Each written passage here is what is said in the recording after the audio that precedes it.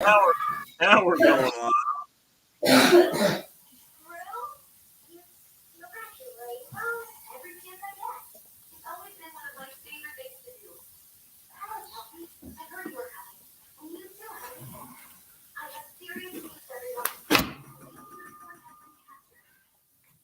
What's the sun spectacles for? Good morning.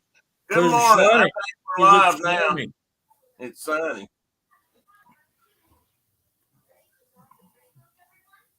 In honor of the sun. Okay. Well, maybe I should put mine on. I can't read with mine on, though. See how sunny it is? Look how bright it is outside. We're supposed to be 62 degrees today. I can see ground. Lots of ground. We're not going to be much. Oh, wait a minute. I got that echo on. You may be almost as warm as us today then. Because it's going to be, I think it's going to be cloudy and raining here most of the day. We're bright and sunny. I'm gonna do us a tour. Oh well, we're gonna everybody hang on. We're going for a ride. We're going to take an outside. We're walking. A mobile doing a tour. I gotta keep the dogs outside. You guys outside. I don't know if this will even show up or not. Look, ground. Holy mackerel! Woo! Look how much snow left us. Holy cow! I can't believe it. That's all gone. It's beautiful. It's beautiful. Can you show the chicken house from there? Oh, daggone it, dog. Can I do what? Show the chicken house from there. Well, hang on. No, don't. I might lose you.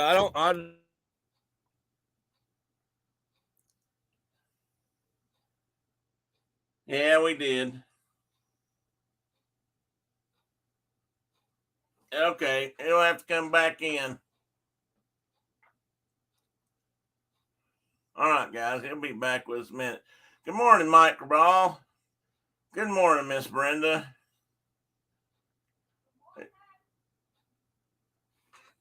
What?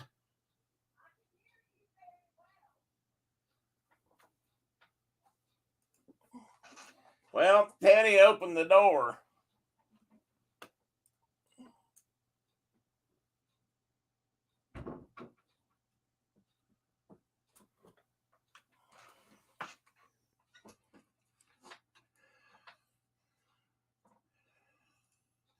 Well, we lost Mark. Hopefully he'll make it back in a moment. And I just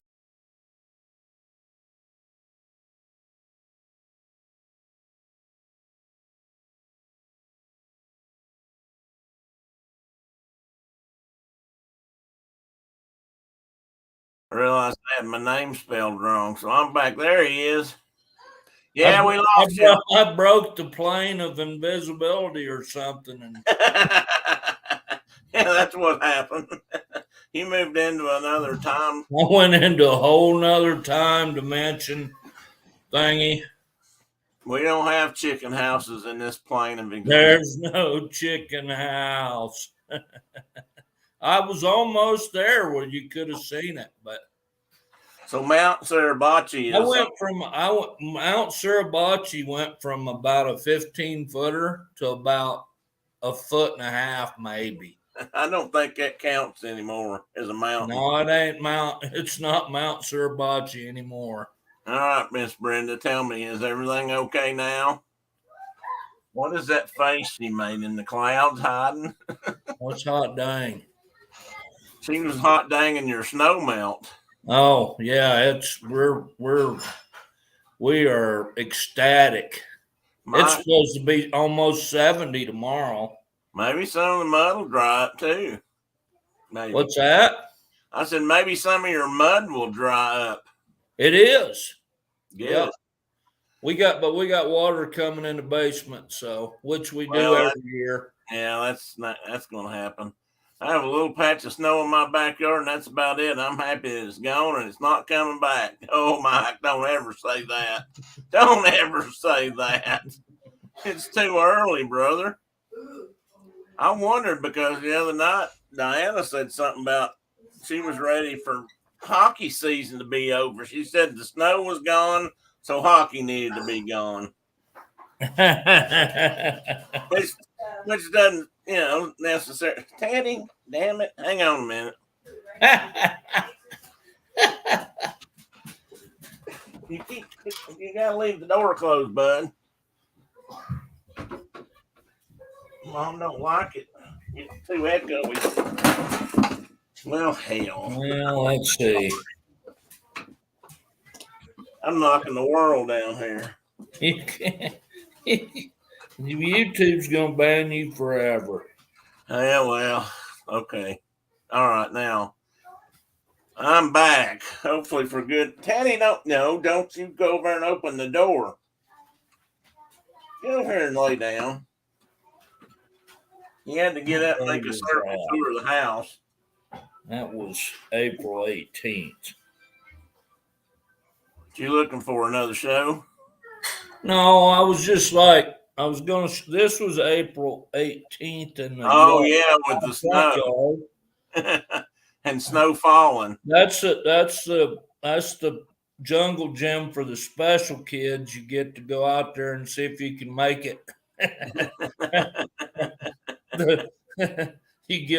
You win a prize if you can make it through that jungle gym. Welcome in, John. John says I like that. Aces and eights and Wild Bill Pruitt. Yeah, that's it, John. You figured it out. That's a dead man's hand. The dead man's hand. And we had parrots show up in the yard. Yeah, you did. And curlews. Phil sent me a note. I sent that picture of the curlew to Phil. And he said, be careful that Dr. Sin, the scarecrow, might be out there. Well, Jim Henson's been stalking birds in the yard. Gonzo's kin. Hi, Carkey. Welcome in. Oh, she's traveling. She'll be here soon. Or at least she can't come in right now. You know, it's okay if you're naked, Carol. We can't see you anyway.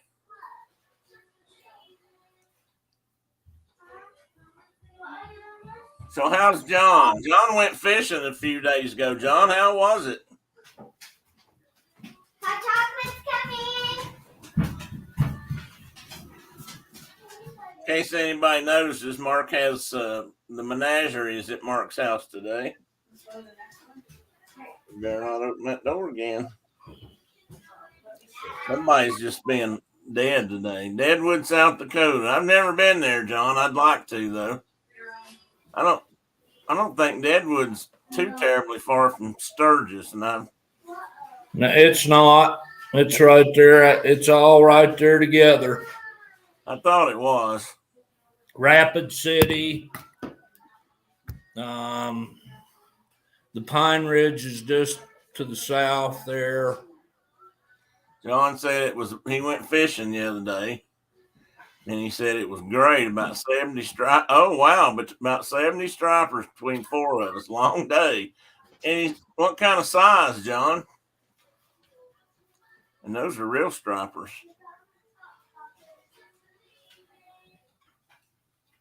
Went there on a detour. They might have been. Oh, you did. You said Devil's Tower made me think of Devil's Looking Glass on the Knoll, Chucky. My wife has climbed the Devil's Tower. Has she really? All the way to the top? But the Lakotas don't like it when you call it the Devil's Tower because it's a sacred place. Yeah, well, I understand. She go all the way to the top? Yeah. Oh, my goodness. That's impressive. When she was a yonker, she was a monkey. Oh, right up that tower she went. Buggity, buggity, buggity. Shining. He did say 70s. Oh, 70s strippers. No, he didn't say 70s strippers. He said strippers. Carol's running around naked, and Brenda's misreading John's text. Oh, but Carol wanted us to know she was definitely not naked. She's in the car practice driving with her son, who is now horrified that you suggested that mine might be naked. Sorry, Key. I didn't mean to upset you, buddy. It was just a joke, really. Oh wow. He said they were mostly 10 to 25 pounds and a couple of big ones in the 50-pound range. That's nice. We didn't keep one, catch and release. Well, that's okay. I like that. You keep a few to eat once in a while, but catch and release is no problem. We've done a lot of that in our lives. At least I have. I know Mark has too, actually. But I believe in eating fish. Well, yeah, I don't. I don't think you should be allowed to fish if you don't eat fish, personally. But you don't have to eat them all. No, you can let most of them go. Come here. Hey, come here, buddy. Fantastic Chronicles is joining. Come here, buddy. Morning, Tony. Come here. Come and see me a minute. How's that hound dog you got? Come here. Here, get on the TV. Look. Oh, See, he's see-through. Hey, the see-through boy. Yay. Are you still ride that bull? He's a bull riding fool. He's a dinosaur rider today, though. Hot dog. Where's your triceratops at? Nope. Okay, he's gone. He's gone. He gone. At least he knows what a citation. Okay, John. That would be a lot of $1 bills. Back to the stripper thought. It's $5 now. Yeah, John. They probably wouldn't even give you a second glance for $1 anymore, unless you handed them several at once. Surfbone says I do eat salmon and tuna a lot. Wild caught. That's the best kind.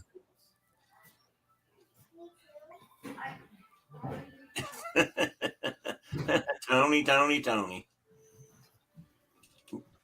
You're right, Tony. And $20 in the city. Oh my goodness. That is inflation. That's another good reason for me to stay out of them kind of places. Morning, Francisco. Hello. Welcome in. So it sounds like it's a nice Saturday morning where Francisco is. Have I missed anybody? No.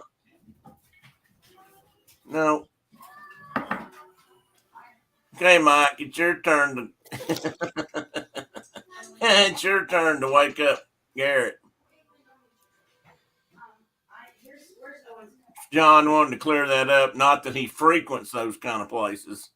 I get you, John. I know exactly what you mean. Those dens of iniquity are just, not for every man.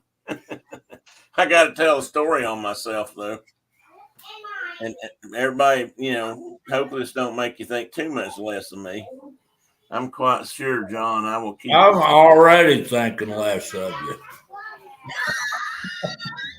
We haven't even got started. Yeah, well, just hang on. You might think better of me. I was in Wichita, Kansas for 2 weeks of aircraft training one time. And, come the weekend, you're just kind of stuck in a hotel, studying or just bored out of your mind. Because most of the time I didn't have a car or anything to get around in. And, we'd be builded out by the airport somewhere where there wasn't nothing. And some of the guys I was with said, hey, let's go out and, get into something. And, of course, what time I got in the car with them and we took off, they were going to get into a strip joint. At least they were looking for one. And Kansas back then was a funny state. They didn't sell beer. They weren't allowed to sell beer in a strip joint. You had to bring your own beer And then, they'd take it and put it behind the counter and serve it to you and charge you for it, I think. I can't remember how that worked. I didn't get any. And the other thing about that was they sold 2 levels of alcohol out there, and you had to buy the low alcohol to bring in the places like that, and not the high price stuff or the high power stuff. 6.2. 3-2. You had to drink 3-2. You had to drink 3-2. Yep. You had to Just go like Oklahoma. So you had to go to. Well, I start this could have been Oklahoma, but it was Kansas. What's a strip joint? I ain't gonna tell you, Mike, in case I don't want to mislead you and lead you down a trail of wreck and ruin. Exactly, Diane. I said strip joint and beer. What did I just walk into? Well, I got to tell this story. I mean, like I told earlier, Diane, I hope you don't think too much less of me. So anyway, they found a place to go into, and we stopped at some place that sold beer, and they bought them each a 6-pack. I don't think I even bought any beer because I just didn't like that whole idea. Not that I was opposed to drinking necessarily. I just didn't care for buying my own beer and then having it sold back to me. So anyway, we walked into this place. I couldn't tell you the name of it if it was in front of me, but what struck me right away that we might be in the wrong place. I should wait on it. Naked squirrels. Yep. You can count this, Diana. This might count as a couple if you catch my drift. Morning, Doug. I hope your family. I hope family's not all gathered around the radio for the Saturday morning fireside. You might think badly of me. So anyway, I knew right away we were in the wrong place because I walked in and first place I'd ever been in my life where the band and where the ladies performed and danced was all behind chicken wire. I told the guys I was with, I said, I don't think this is my kind of place, boys. I said, when they put chicken wire up, there's usually a reason for that. We didn't stay very long. It wasn't. It wasn't. Dad said they always put chicken wire on buses in Vietnam. Oh, you couldn't toss a grenade in a bus. That's a good reason. So maybe they was trying to keep grenades out. Well, that's possible. Where I was at, that's highly possible. I definitely think that was on the darker side of Wichita. No, I'll guarantee you.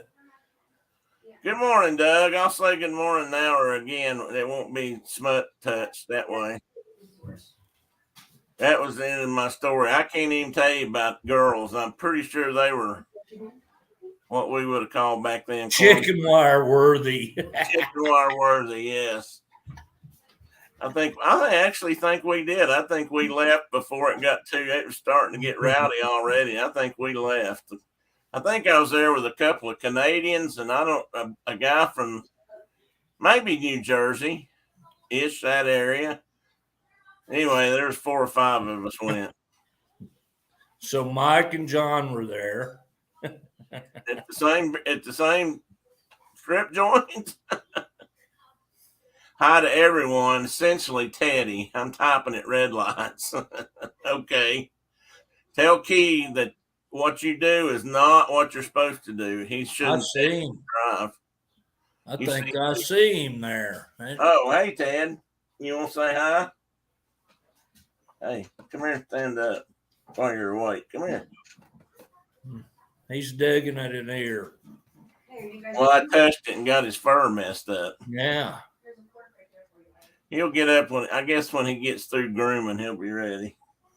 But most likely I won't pay attention. And he's not ready to get on camera yet. No, he's not. He's prepping. His hair and makeup didn't get done on time. What's Diane and Mike saying? Are you saying there's always Canadians in strip joints? No. I was saying there's usually a Canadian or two in these training classes with me. However, there might be something to that. Diana, what do you think about that? Pretty sure. Diana says she's pretty sure there are Canadians in strip joints. You need to just put that stirring stick down. Yeah, Just I'm drop it. I'm done with that story. Let's move on past that. Oh me, I'm bad to tell stories on myself, but these things do happen when you're a younger man.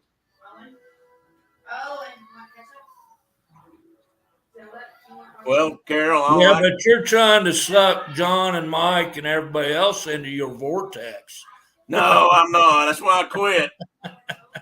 My wind is now standing still. No more spinning. Oh, John's headed to Vegas. Tony says, I heard Canadian strippers accept donuts for tips. This morning, that's true. There we go. Asking for, he don't want to know. He's asking for a friend. Mike says that's funny and so true.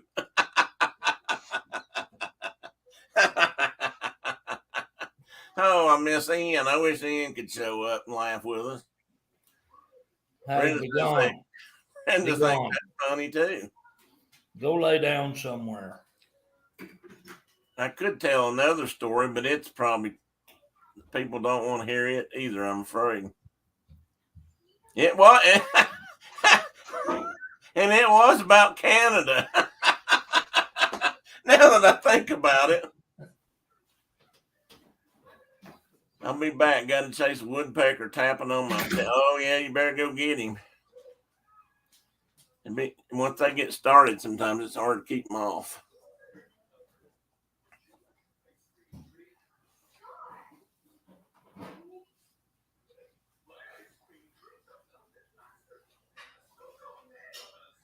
Strippers have no shame. Strippers here have no shame. Pretty sure they would accept donuts. I'm going to ask, I got to ask Diane, is that just from personal experience and is that men strippers particularly or? Okay, we'll change the subject a little bit. John's got a woodpecker knocking on his house. We've had one here a couple of times, but they haven't made it a bad habit. He's gone. Did you shoo him away with a shotgun? Not that I'm encouraging that. Oh, Diana said that was female strippers. So she's Some saying people say that woodpecker's good eating. I just can't even imagine that. Who said that? Who did you say? Oh, I've heard that my whole life, off and on. Yeah, they called them wood chickens. That they used to hunt them. Yeah, because they said they were good eating, and I just can't. I can't see that. Well, Grandpa caught us hunting songbirds with our Red Riders. Oh, that's not good. Well, he made us cook all those birds and eat every one of them, and he broke our BB guns too. And oh said, no, you don't shoot songbirds. So we never did that again. Oh, I bet not. Hey, Dave, welcome in. Where are you at? What park are you at this morning? Brenda says, why can you not hear a pterodactyl? A pterodactyl. P. Why can't you hear a pterodactyl P? That's funny right there. It is. She told me that last night, that joke, and then that led to a whole nother conversation. And Tony says, if that's the case, I'm moving to Canada to be a stripper. He has some pride, though. Only Bavarian cream. Bavarian cream and raspberry. No plain donuts for him.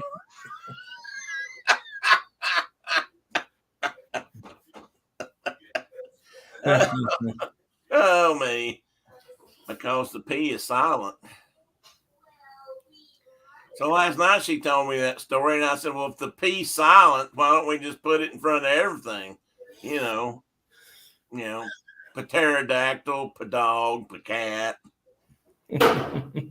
Psychiatrist. Psychiatrist. Remember that? You should go Sometimes I wish I was the road runner. Beep beep zip tang.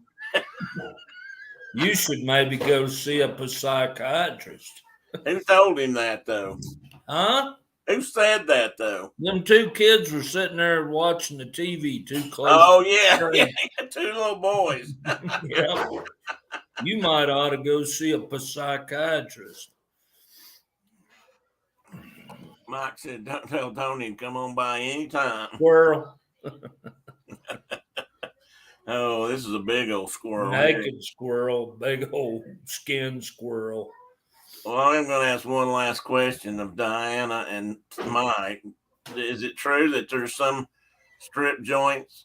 Well, let's call them sex clubs in the big city where people go and take their dates and sit down and eat dinner, watch the show, and then, go home. Is that true? I've heard that. But I've never been to Canada, so I don't know. No, not again. I just asked Mike and Diana a question. You just keep it going. Well, they were talking about donuts and stuff. You're just stirring and stirring. And Brenda's talking about urination. Oh no! I'm gonna start napping on a stone. Mike says Diana's been putting time out again. That's I hope not. The other night, please take me off of the motor. Oh, Brenda, you did it again.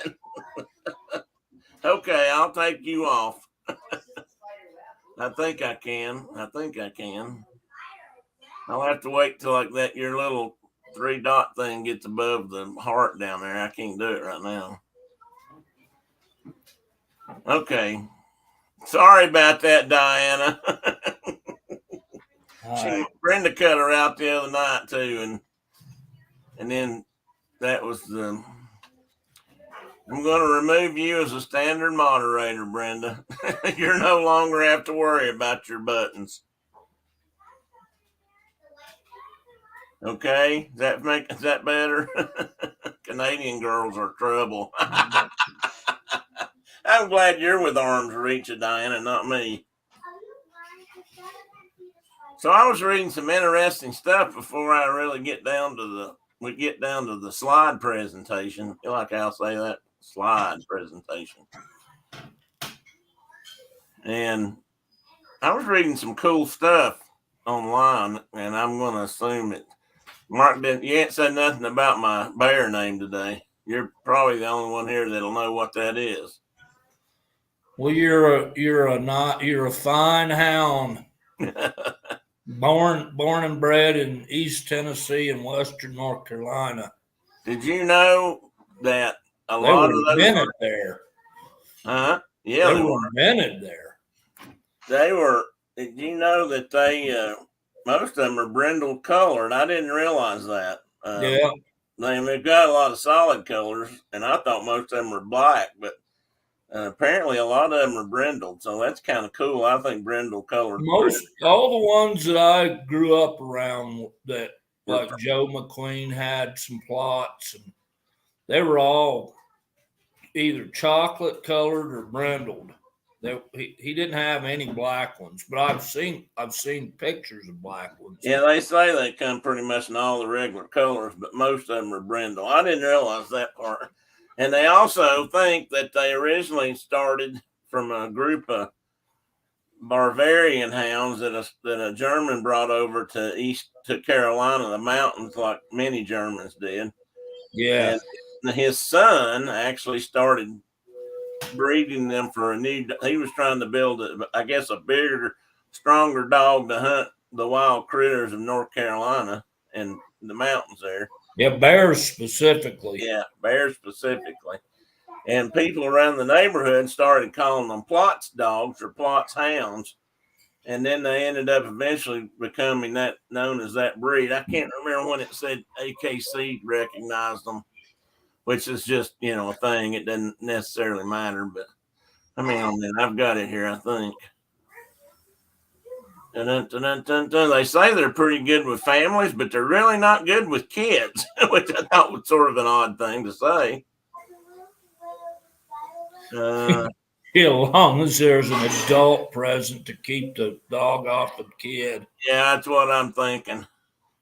Or it could That's like my two youngest granddaughters were mobbing my Boudreaux yesterday, and he got a little like, you need to back off and leave me alone.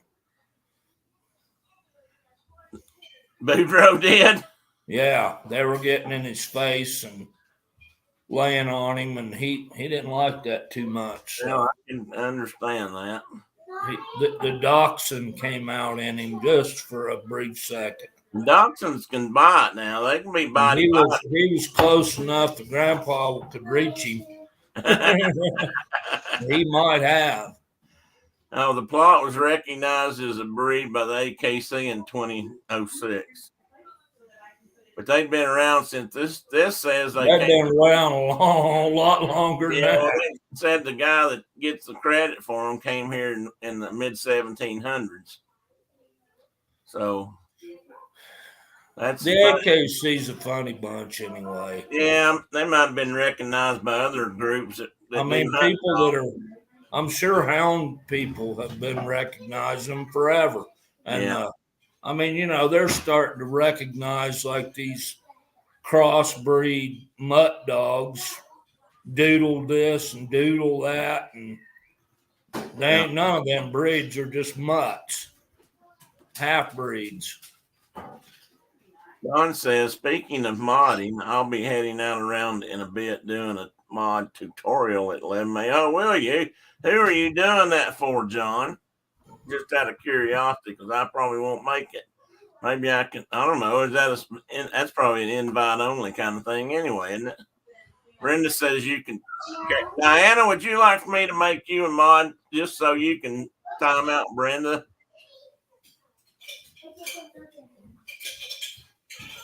If Diana's come back, Mike asked Diana if she would like that privilege. What was I talking about? Oh, we were plotting, I guess. Yeah, we had a dog once that might not have been registered or AKC recognized at the time, and I think it was our Aussie cat, our Aussie Shepherd. Seems like it was registered with a herding group of people and not AKC at that time, but now they are. I know. I haven't looked up when they became a recognized breed, but like you say, the AKC is kind of on their own schedule. They do what they do when they do it. Well, I've got this flat-coated border collie, which is kind of the original version, and he's registered through a working dog association, but not through AKC. Hi, Doug. Hi, bye, John. Hi, Dave. Brenda. Hi, Diana. Hi, Mike. Hi, Tim. Hi, Mark, and everyone else. I'm not sure if Diana's going to answer you yet. She got put in time out again, so I haven't seen her. She's not back in chat. I can't make her a mod until she gets back in chat, Mike. If I run faster than Diana, then she can't catch me. I don't think she's got to worry. I'm afraid, babe, but you're bear bait too, just like me.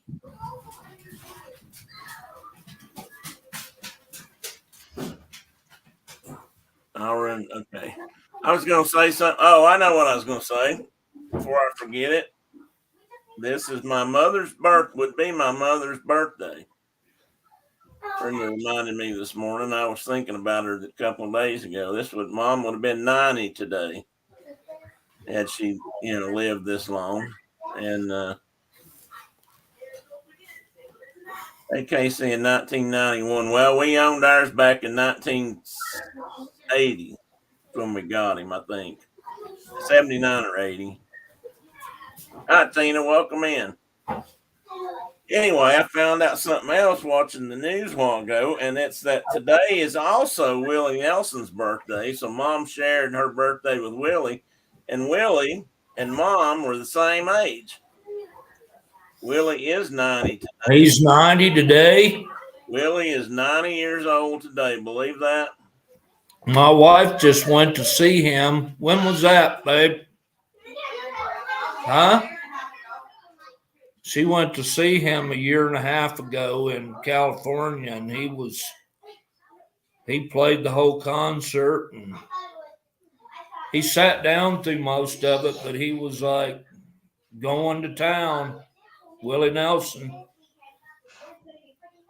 That's cool. It's amazing that he's still active. I'm glad he is, but maybe there is something to all that cannabis he smokes. He was probably smoking a big doobie on the stage. Probably. And it gave him another 15 or 20 minutes. Could have.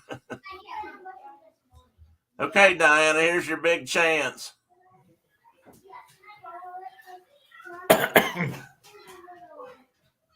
There you go. You can now time out Brenda if you'd like to. And I can condone that. I don't need to. I won't say nothing. Thank you, Carol. I really appreciate that. I wish she could be too, Carol. I wish she could be here as her old self. I'd give a lot. I'd give a lot to have one more day with my mom, my real mom. I hate to say it that way, but when my mom passed, she wasn't the same woman that raised me. And well, she was and she wasn't. You know what I mean. Unfortunately, she had long since forgotten me. And I think she managed with my brother a bit more because he lived close, so he was there more often. But anyway, that's another story. I won't go down that. I won't chase that squirrel this morning. Brenda, what did Diana ever do to you? Yeah, is this a wife type rivalry? I mean, what's going on here? Thank you, Tina. Well, since we're talking about moms, my mom gets to go home from the hospital in 2 weeks. Well, good deal, Mike. I hope she's doing well. I'm better, and I hope she does get to go home in 2 weeks. Thank you, Diana. And like I said, I'd give anything to spend another day with my mom. Who knew? I mean, the last time you see somebody, you never know. My middle granddaughter just like put her cowboy boots down on the floor. Yeah. And and had them backwards on the floor and recognized that fact and put her feet in the right boot. Good for her. First time I've ever seen her do that. So good deal. That's a good deal. That is a good deal. Like I said, the war parties. Sorry about the noise. That's quite all right. So we're going to talk some more about dogs today, guys. I hope you're not bored with dogs. We're not going to talk about new breeds. Well, I'm going to show some breeds, but it's just because they're recognized as some of the oldest breeds. But part of this discussion is going to be about the domestication of the dog. And it's actually more fascinating than I realized. And Mark, I think you made mention of this to me the other day, or said something similar. And that's that in many ways, dogs and humans kind of originated together. I mean, we became each other together. Yeah, we did. And we became not civilized, more educated, more gregarious, we learned, actually, they think now that early man actually learned to hunt in groups and packs and probably become villages in many ways because of dogs, wolves, in fact, not dogs, wolves. Diana thought we were talking about naked squirrels. We were earlier, Diana, but we've gone to the real subject. Now naked squirrels could pop back up anytime. Carol says, now that I'm at home, I just want to make sure I understand everything that has happened so far on the show today. One, talking about strippers and strippers, including the American donuts for stripped bartering. That's correct, Carol. So far, you're doing good. And number 2, Diana and Brenda are now enemies. And Tony says the important lesson here, Carol, is the fact that Canadian strippers know the value of a good donut. Yes, they do, Tony. We learned that today. Which will be, I'll take if I ever go on a Canadian strip joint again, or ever in my life, I'll make sure to take some good donut. I wonder if they preferred like Hortons, or if they would prefer a local made variety. Tim, I heard the strip joint story. I'm not sure if it's a squirrel, though, since it sounds like those women were, not to insult them, but dogs. Well, they were in a pen. I guess you could say that. I'm not gonna pass judgment. Nobody says, I got jokes. Stir, stir, stir. I'm not stirring. I promise I'm not. So anyway, wolves kind of domesticated us as much as we domesticated them, which I never thought about. But early man was basically a hunter-gatherer, which they continued to be, but in a different way. But they primarily ate what they could find as far as vegetables or fruit went, and then they hunted small animals. They couldn't really hunt big animals in a single family situation, and they do. Well, they stole a lot of stuff too. Do what? They stole a bunch of stuff too. I'm sure they did. They were definite scavengers. Yeah. Oh, absolutely. Yeah. I mean, that helped with the whole group thing. Like, okay, you can run in there and run that big cat off of that kill if there's enough of you. Yeah, right. And they learned most of that by watching wolves and how they communicated. And I mean, I don't know if you're interested in that sort of thing.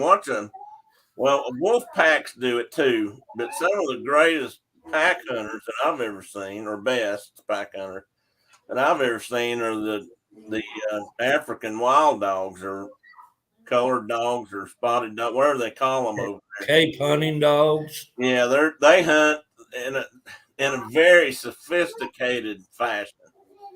I mean, you can watch them.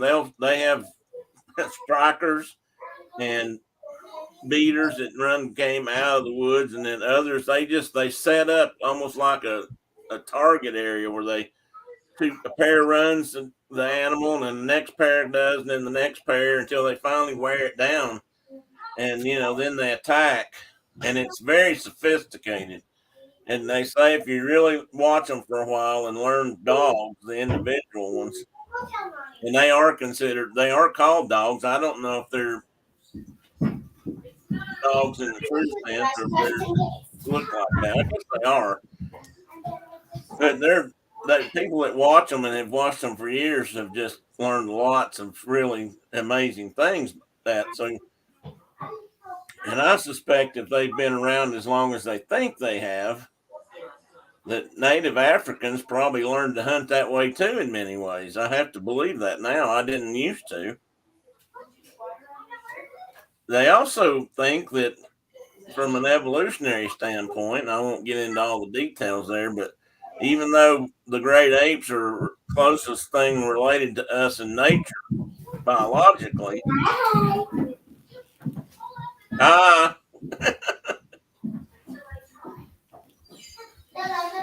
Hey, Ronnie. Yes. Come Ronnie. Come here a minute. Say hey to Tim. Come here, Della. Hey, Ronnie. Hello. Hello.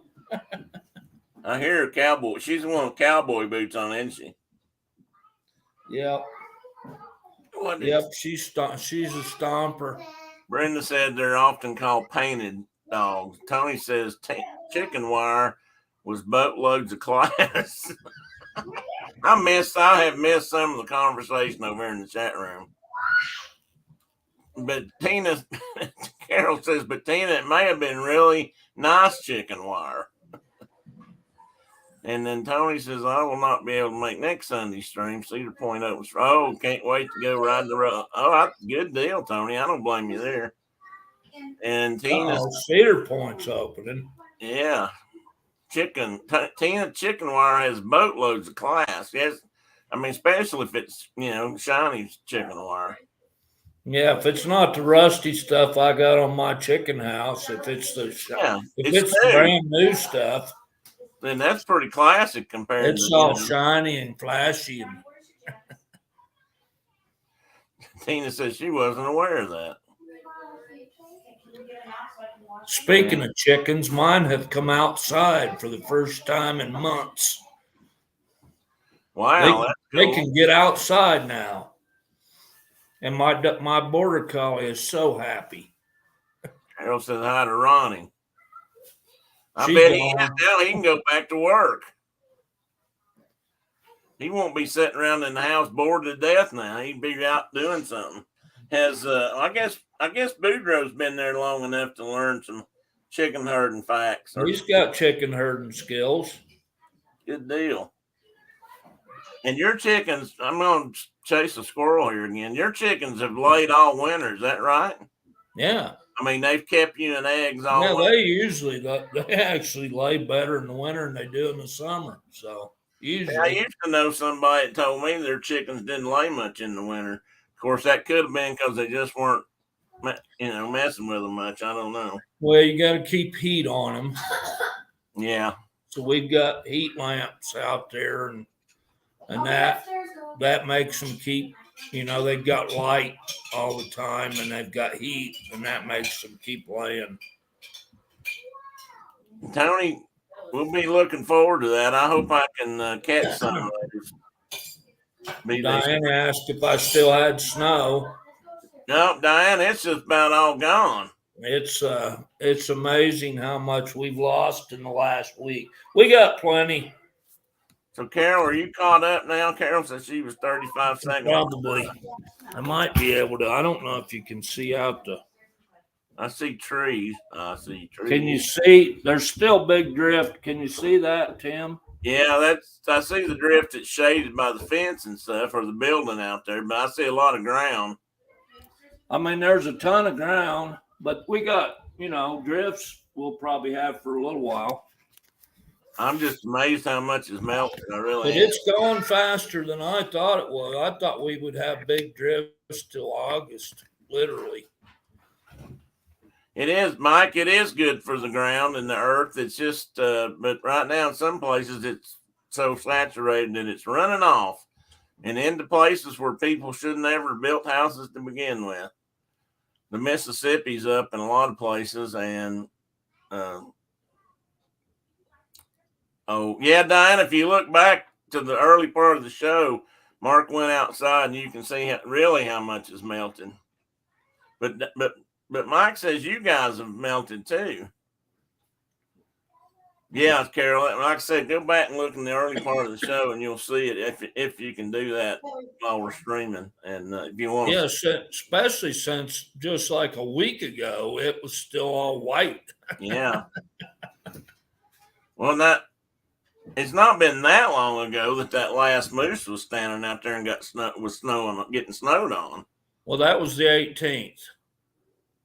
April 18.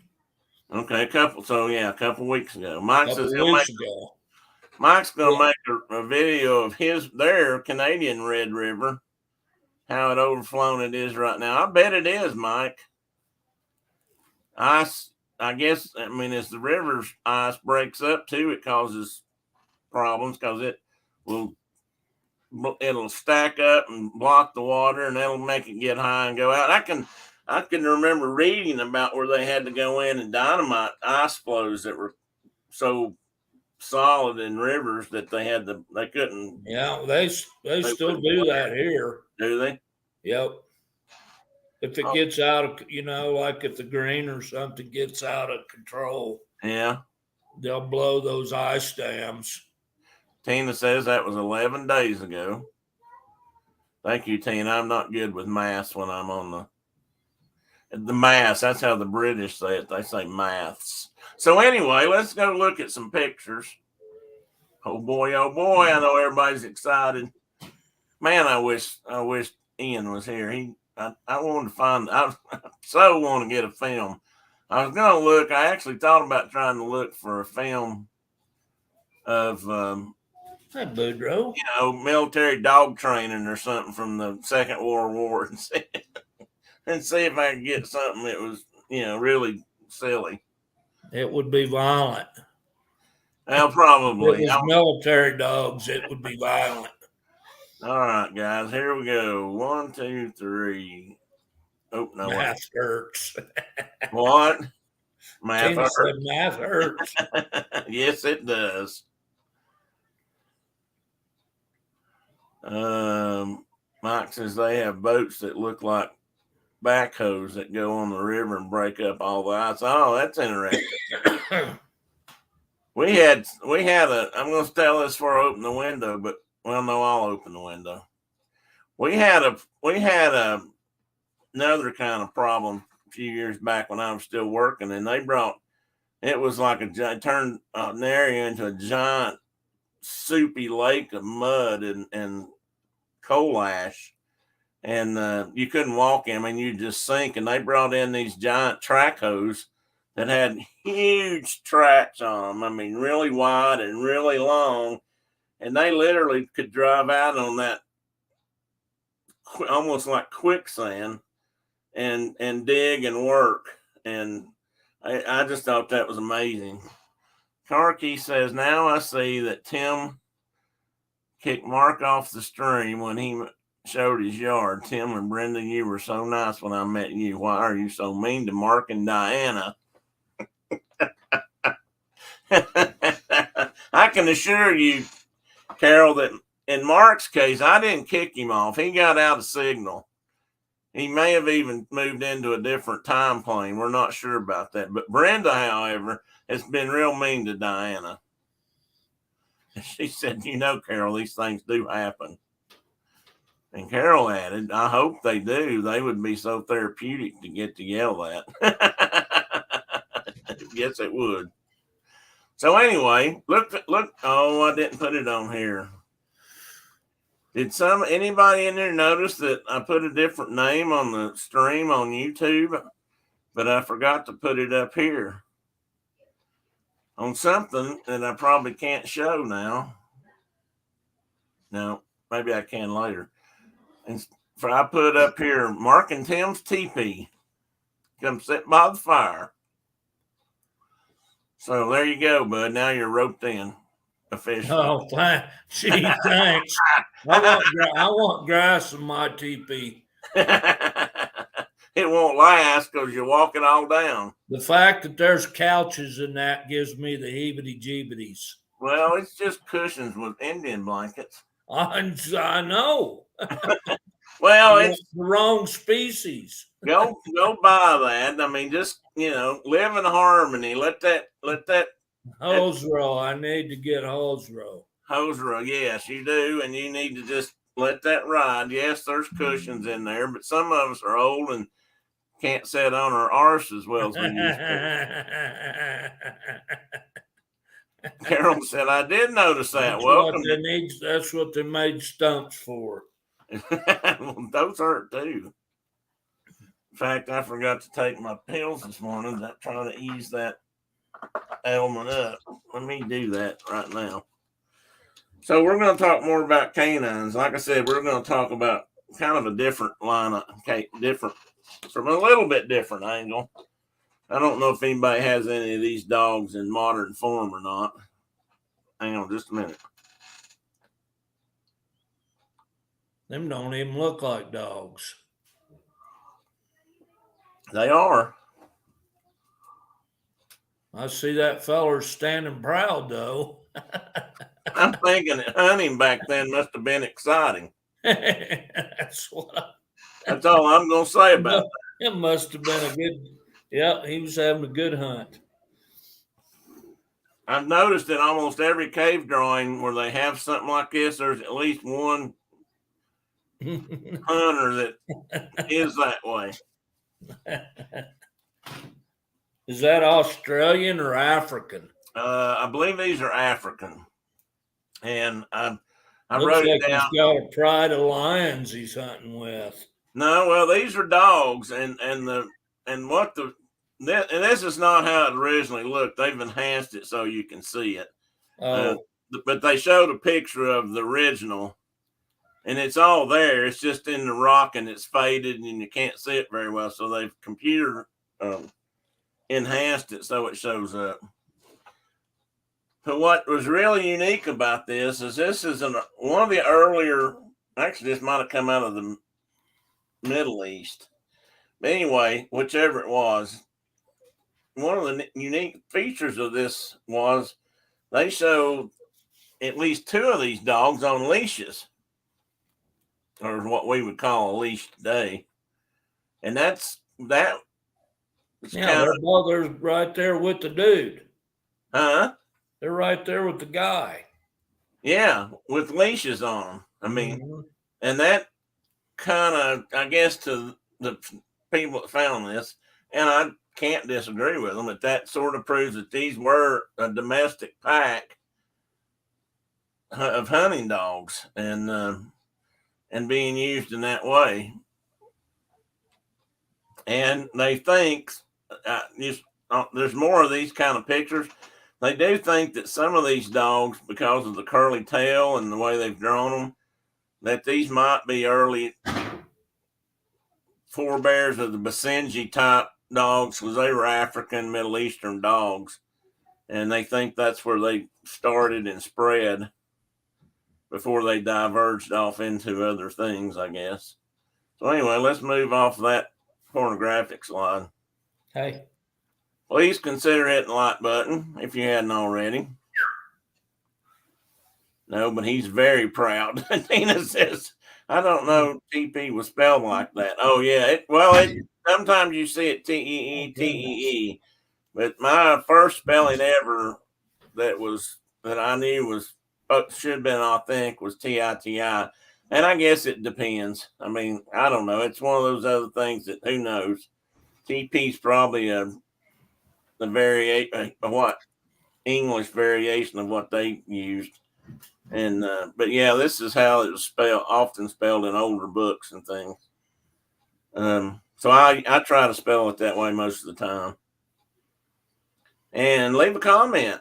Apparently, all those things help YouTube promote my channel. Not that I want it to grow too big, but a few more people never hurt. Famous last words. So let's be perfectly honest. We may say we're here for the conversation with friends, but we are here for the coffee and donuts. And I should have put this in big bold letters, but Mike, where did you hide the donuts today?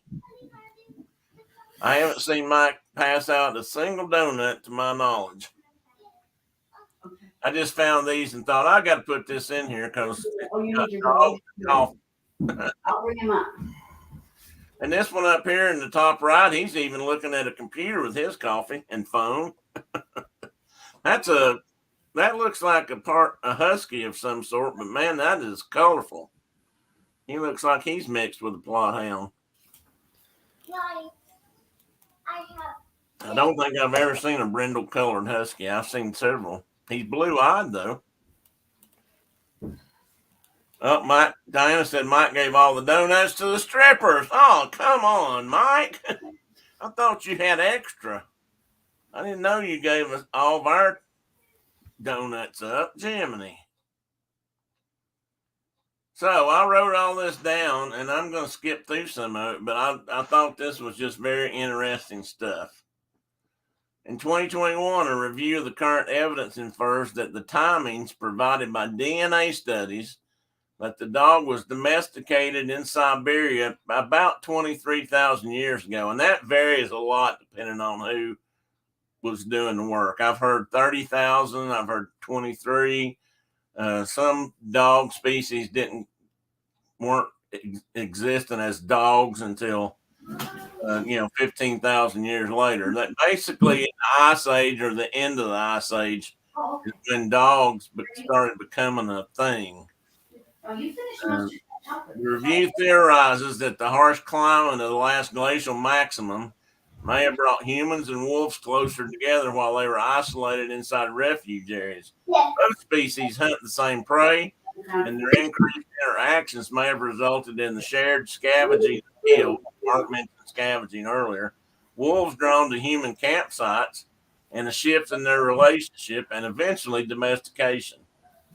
Early in 2018, a study proposes that the Yana site, which I'm not sure where that is, showed evidence of wolf pre-domestication. There remains of medium-sized canids found there that could not be referred to as dogs. However, they showed indications of living with people. So here's the edge that wolves may actually have been domesticated to some degree. And this is probably coming about because of these interactions. Studies indicate a mixture between the dog wolf ancestor and golden jackals, aka, as far as I know, African.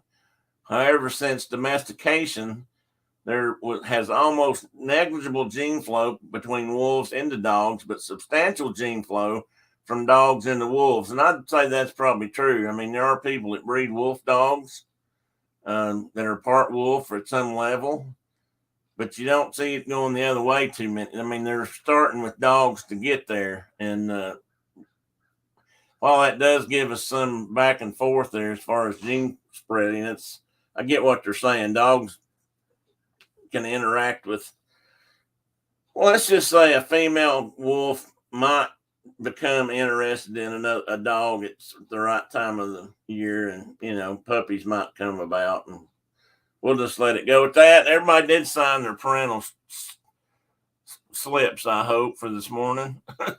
I hope you did. Cut something off there, didn't I? Between the African wolf and there. Where was I at? Substantial gene flow. There were wolves that were related to all ancient and modern dogs. A very small amount of gene flow was detected between coyotes and ancient American dogs and between the African wolf and African dogs, but in which direction could not be determined. Well, I can tell you what direction it's gone in recent years when we've worked with like red wolves. There was always concern about them mixing with dogs and diluting their gene pool, which was not a good thing. The earliest generally accepted dog remains were discovered in Bonn Oberkassel, Germany. Contextually, isotopic, genetic, and morphological evidence shows that the dog was clearly not a local wolf. The dog was dated to about 14,223 YBP, which I don't know what that's the definition for. Is that before or after what we used to think is AD BC? Well, before present. Before, okay. I don't know what the Y is. Years before present. Yeah, probably. They keep changing that, which really hacks. Well, that's why I was off, because there was used to do BC and AD, and now they do BPE. Some of them do, and it's just like, well, come on, settle on something and nail it. Well, you know how scientists are; they all have a. They gotta change a sparrowhawk to a kestrel every time. Yeah, they're just like Diana and Brenda. One of them's knocking the other one out for 30 seconds or 300 seconds, and Karki says not going to name names, but I hear that two members of this chat may start a new entertainment enterprise in order to get donuts. You've heard of the Chippendales. Let's welcome the Bassett boys. Yeah, whatever. Shh, Carol, don't give away all the secrets. That was funny. I like that, Carol. Don't be sorry. That's a good one. So this is an early picture that shows not much. This is African. See, there's also a proud hunter here. And this was Drakesburg, South Africa, illustrating an early hunt with dogs in a manner perhaps analogous to that of the earliest hunter-gatherers. Picture used with permission, blah, blah, blah. And this is People of the Eland. Rock paintings of the Drakensberg Bushmen as a reflection of their life and thought. Now, again, this has been enhanced so you could see it. And obviously it wasn't on that background because that looks like I'm sure digital, but it looks more like marble or something. But this was an actual painting as it was here. And look at this dog nipping at the heels of this baboon, looks like to me. And then you got a human over here with a couple of dogs. And, you got several things. Maybe that's all baboons. Oh, and They're this, hunting monkey. They're hunting monkeys with dogs. yeah. And anyway, that's another plane. This was out of Africa. Some of these drawings are cave drawings out of Africa. They found some stuff, and I'll have to talk about this another time. But they have found some cave drawings in Tennessee now, in the Cumberlands. And these are just some examples of early dogs, and they think up here some dogs interacting with some kind of gazelles or what has twisted antlers? I can't remember.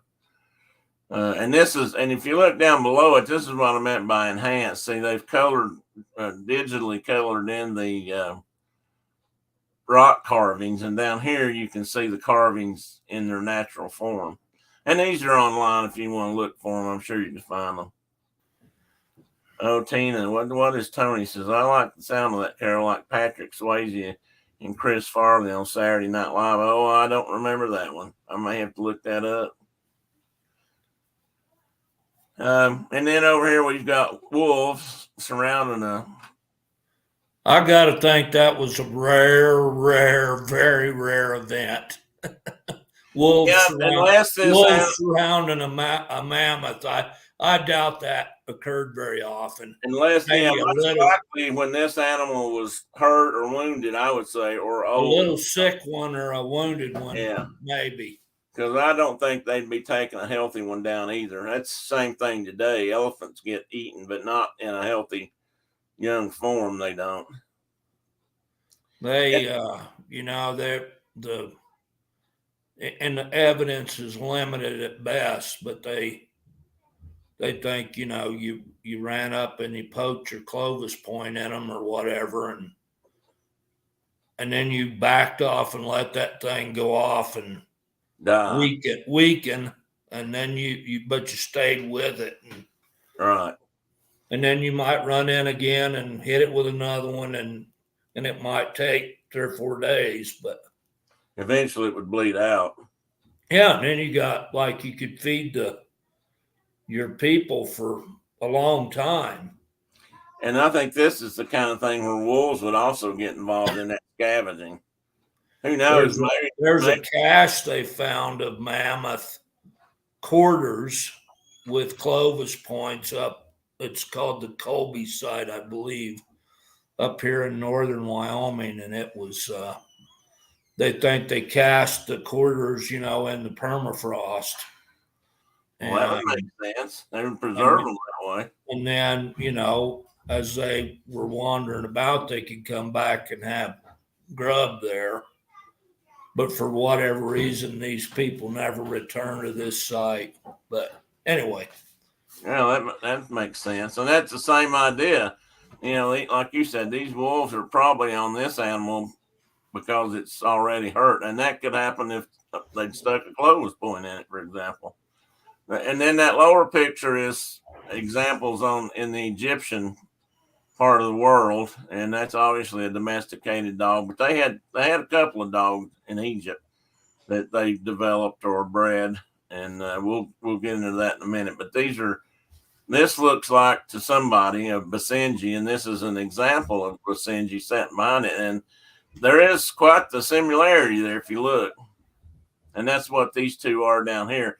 When I met first time I ever saw a Basenji, a friend of mine in Florida had it, and they called it the barkless dog because it hardly ever barks. Boy. Your wife's out of control today. Oh no! Oh, she's adding peas to whatever. Well, I told you. I once stripped. Tony said he once. Oh my goodness! I started something this morning. I once stripped in Chippendale. That was Bloomingdale's. Another good one, Tony. So they enhanced the digital image, but didn't alter the actual. Yes, no, they would not do that, Carol. That's the thing. That's why I wanted to say that. um, to damage the actual. Now, there was a time and place when that could have happened. And when they find these things, especially these days, they do find them and have been painted or painted over. I mean, it's really sad that people would go in and do that, but that's a problem. We had an area down south of Knoxville where that TVA was trying to preserve, and they eventually had to fence it off because people were getting in there and degrading it. And it's really a shame. I mean, I don't understand that kind of thinking, but I guess that's because I'm so far removed from that thought pattern that I just don't understand it. Poor Woolly Mammoth. Oh dear. Well, there's Michelle from Monarch Moments. Good morning, Michelle. I'm sorry I couldn't stay up and see everybody eat last night, but I hope it turned out okay. Good morning, Dave. Space Mountain Dave Cantrell is with us, folks. Diana G says, so interesting. I never thought about how dogs were domesticated. There's a lot of thought now, Diana. Like I said, that human beings and dogs domesticated each other more or less. And Michelle is telling everybody hi, and so is Dave. And I'll move on to the next slide. Oop. Again, these are just different cave drawings that seem to exhibit, dogs hunting, or they could be wolves, but these really don't. Wolf drawings tend to look a little different to me, but these could be. I mean, depends on the artiste. And these may be natural colored paints because these aren't carvings. So these probably are in their natural form, and they're probably deep in a cave where they never got sunlight because they haven't faded much, unless they have enhanced them for that. And the picture in the upper right was one I used last week also. It's an early cave drawing of what most people think is a dog and not a wolf, because you see it's got the forehead like a dog. And this may be the same picture down here in the bottom, but it's at a different distance, and it shows the hunter following up the hounds. No, actually, that is different because, well, I don't know. Maybe this dog's just not showing. There's 4 dogs down here and only 3, but maybe we can't see them. And again, here's the drawing that we saw earlier in the cave wall. And that's not too far in from the mouth of the cave. Anyway, fun stuff. So I'll go to the next slide.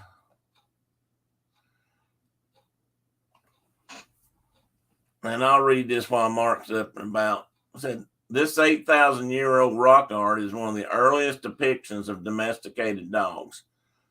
That was coming out of science art, sometimes referred to as the Congo Terrier or Zandi dog. We now refer to it as the Basenji, and it was developed as a pack hunter and watchdog of native tribes in Africa.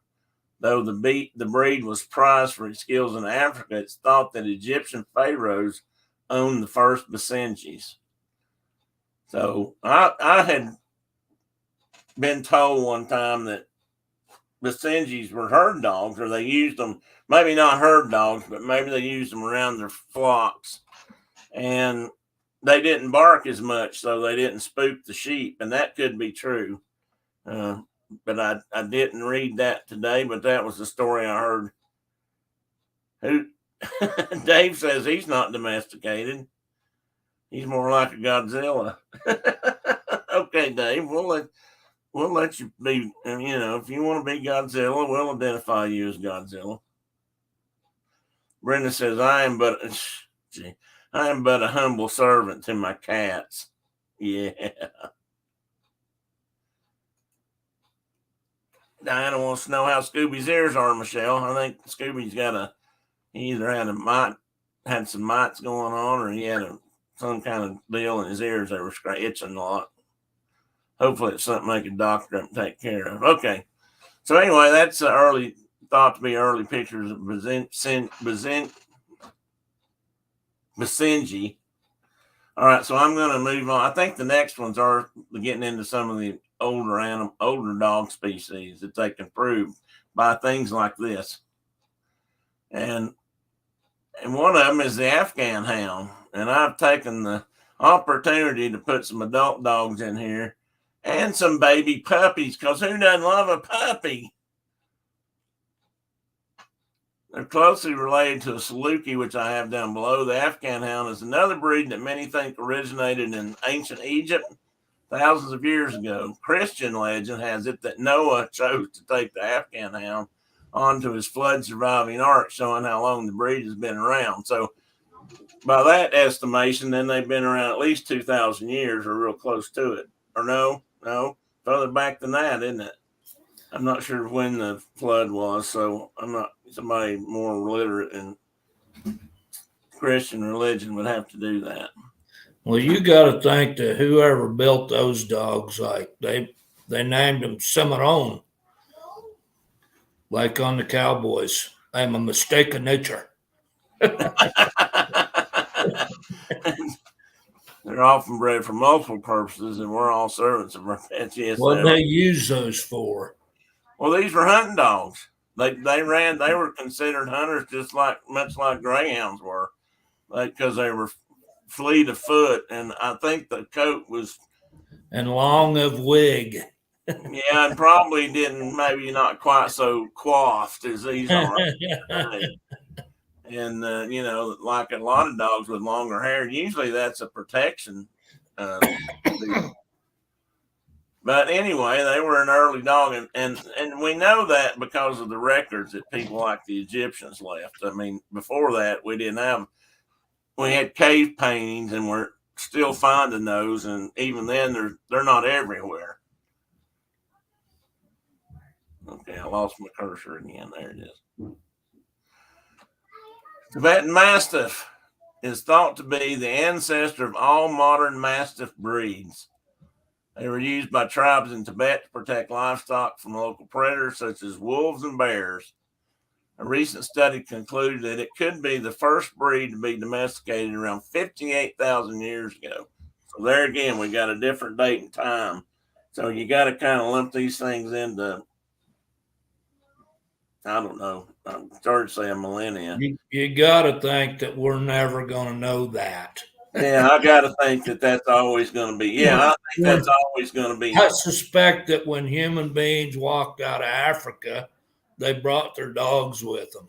Yeah, well, I think it says that. I mean, several 100,000 years ago. Yeah.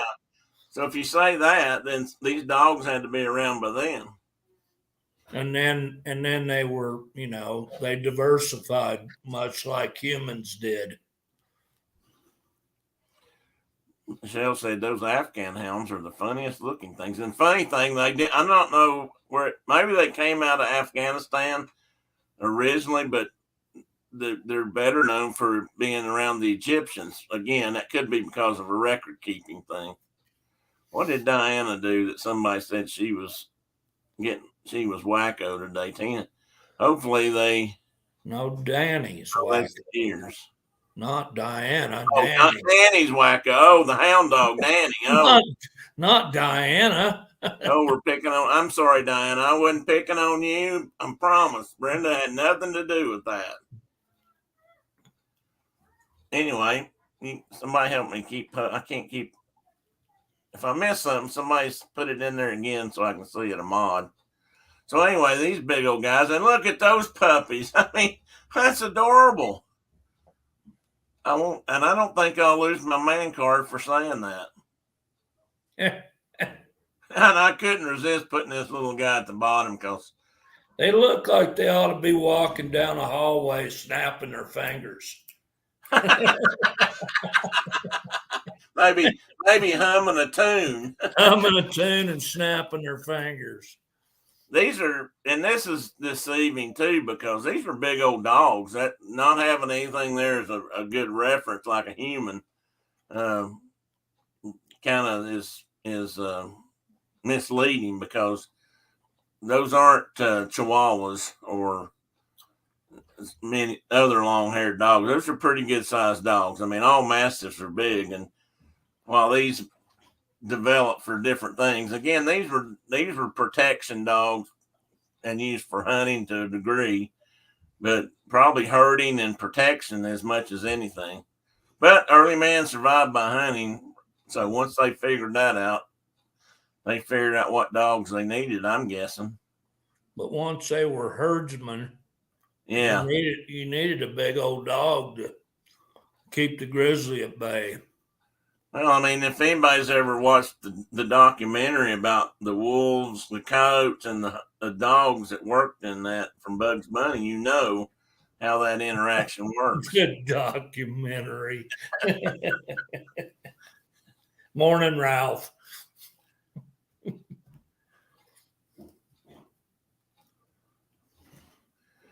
Diana says, I saw Diana at first too. I was wondering why everyone is picking on me. Yeah, it was Danny, and I apologize for saying Diana. and Tina, tell Danny I apologize for getting her mixed up with a human. Michelle said, do the Basset Hounds tend to have ear issues? Yes, I'm sure they do because they're big and floppy. If they start flapping their ears, sometimes they'll break blood vessels and get big hematomas in them too. The best dog I ever owned, one of my English pointers, she was terrible for that. And she always had canker ear, they call it. So she would get these ear infections, and she'd flap her head back and forth, and she'd blow both her ears, and then I'd have to take her in and get surgery on it to remove all that blood, just where the blood separates the cartilage in the ear from the hide. Yeah, I thought it pulled it out. And it's awful. It's awful. It's terribly painful for them, and they would literally lance that ear, the skin on the ear, and drain that blood out, and then they would sew a piece of plastic almost into the ear to keep it open, reconnect it. Oh, okay. And it was it's and dogs that have floppy ears like hounds and pointers and tend to have that problem. They can have that problem, yeah. And some of them are more prone to it than others, but I've had several pointers, and she's the only one that ever did that. But yeah, you gotta watch them. Theirs do it too. Their Bassets have had money, lots of money in those visits. Yes, I bet. A friend of mine, Steve Hensley, the guy I flew with and got me into aviation, may he rest in peace, had a dog. It was I guess it was part lab. I don't know if it was a real lab, but it looked like a lab. Really smart dog. Really good dog. And but he was bad for that. And I remember several times they had to go get his ears fixed because of that same thing. Yeah. And they'd try to keep him from doing it, but it's just so hard, especially once they start, if they get that fungus or that itch, they can't seem to get with their foot, I guess. So I literally had to wash this dog's ears with a solution every single day, sometimes multiple times a day. Is it in her ear? It was in her ear, deep in the ear. Yeah, okay. And it caused itching, and I'm like, well, can is there something we can give her? And all the cures were worse than a disease kind of a deal, You get eyeball leakage and anal bleeding and whatever. Here you can clear up your toe fungus, but your liver's going to fail if you do. And death may occur. So I got you. Tina says one of her friend's dogs had that. It was a long time getting it to stop, and she was a lab. Yeah, I mean the only way I know to get it stopped is if you can cure and then keep down the fungus. Yeah, so if that's a problem constantly, they're not gonna. I don't know what you're gonna do. You might have to have their ears docked before it's over with because there may not be much left. But there's not. It's. And you can't do that to a dog that's not supposed to have docked ears. No, not really. And Mike said it was $900 for when he had to have it done. Yeah, for one of those Bassett, Ellie Mae. Yeah. I gotta ask, Mike, was that Ellie Mae from the Clampets, or did that just something you guys came up with? Duchess had a port in her ear, and we had to put the solution in it when she's. Oh, really? Tina, that's interesting. So you just like took a cap off the port, poured it in, and then resealed it so it would, I guess, soak in. Our last Bassett, it cost us over $5,000. Whoa, for ear infections. Oh, my word. How many, over what kind of time period, Diana? And this ain't really a squirrel, Tina, because the topic today is dogs.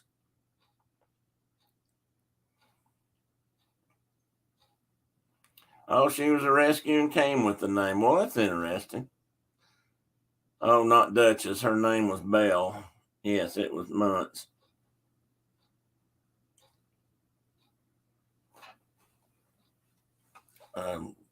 Chuck must have got involved there.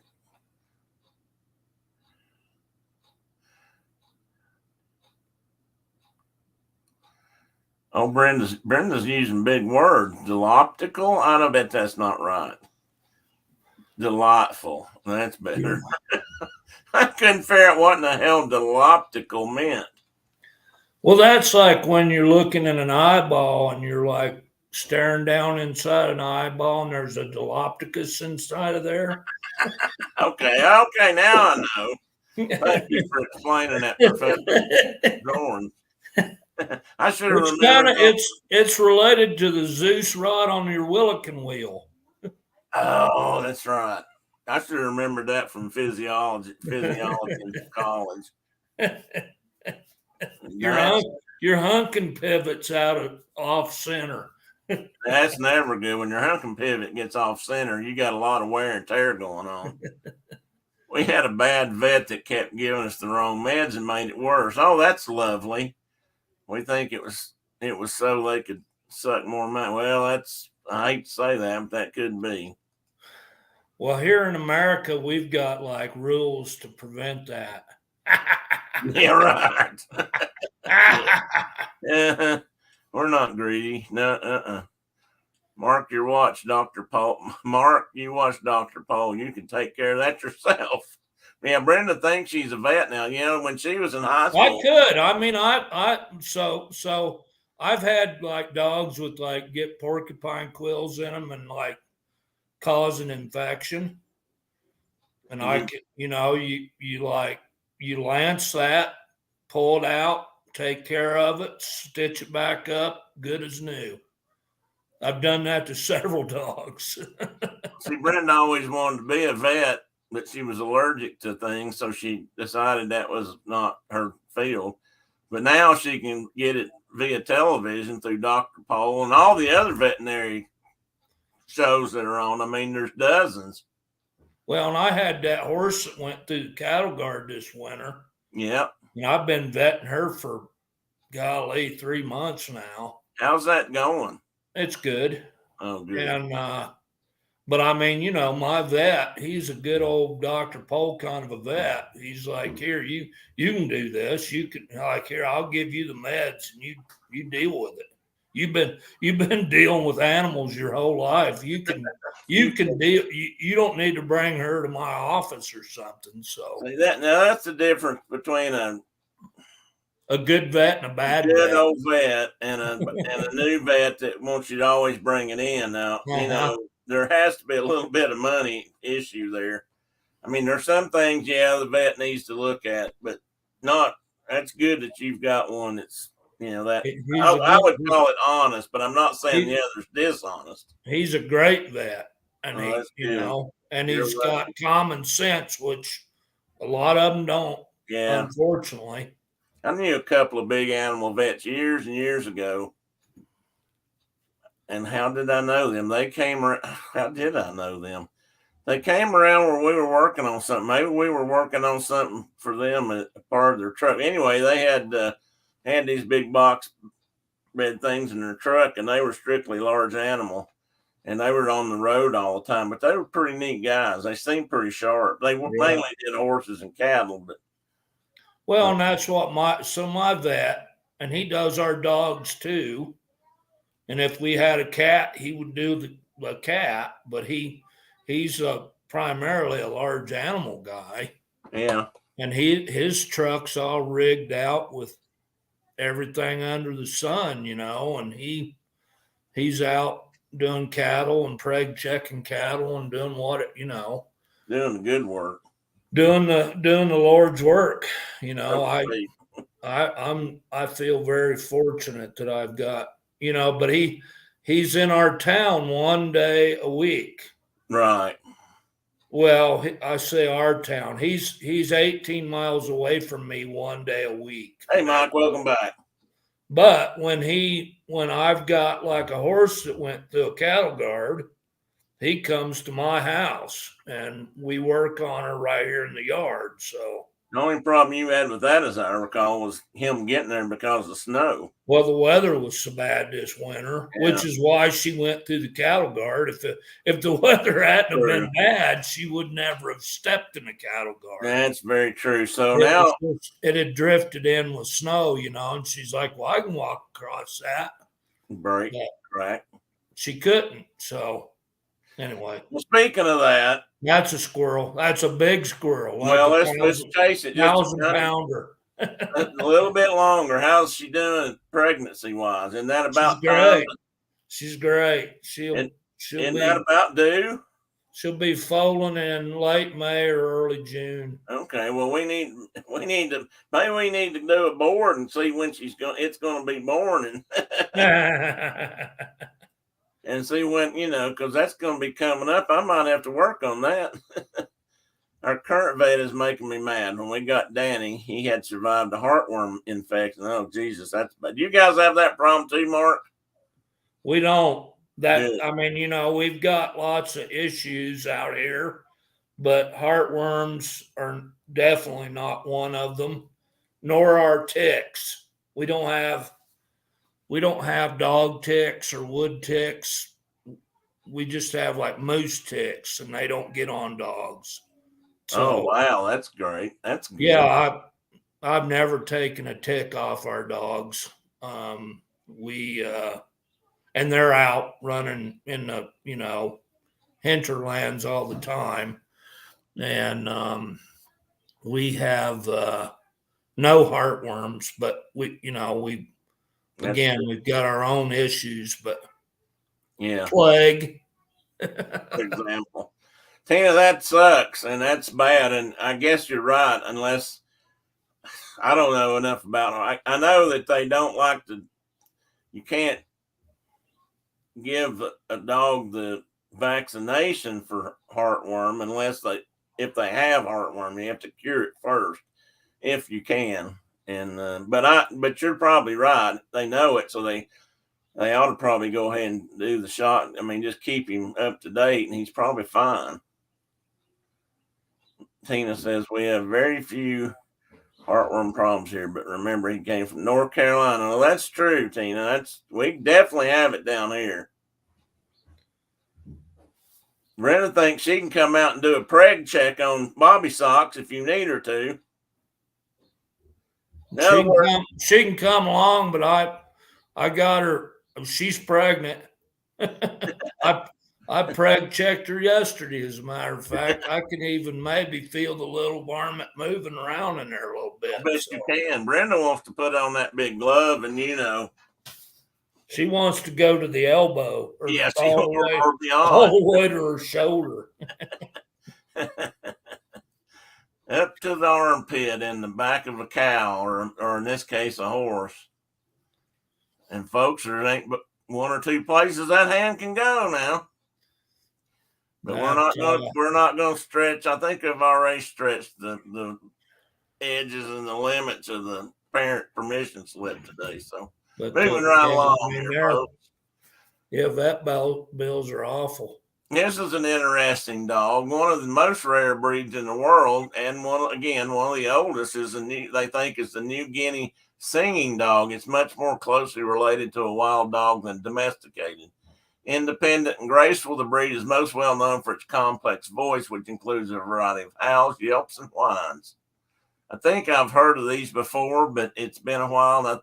And they are out in different places now. I mean, they are pets in some places, but So it's interesting how they are in New Guinea yeah, and how much they resemble dingoes. true. Same folks took them Yeah, took them to down New there. Guinea, and then they ended up in Australia. Yeah, very true.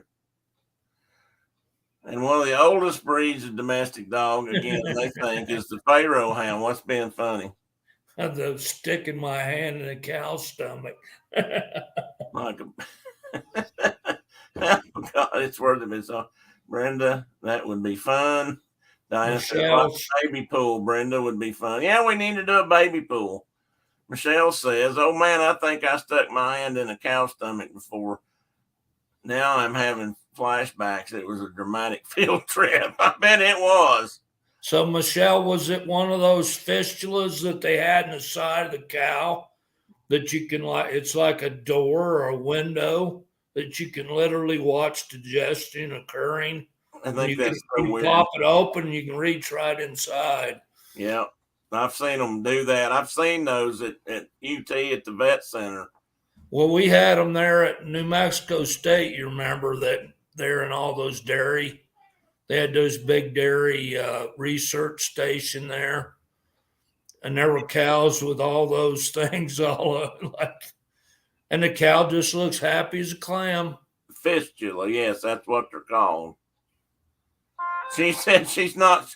Brenda wanted to know. She said, Michelle, you think you did or you know you did? she had blocked it out. Yeah, I didn't see that. Cornell University Vet School. Those New York schools must have had far more interesting field trips than Michigan. Well, if you were at Cornell, I'm quite sure you saw. That's pretty cool. They got some pretty cool birding programs up there for a college. I mean, more than a lot of places do, a lot more. But then again, they're controversial too sometimes. And she said, "Oh, that would explain it." Yeah, Carol, I think you're right.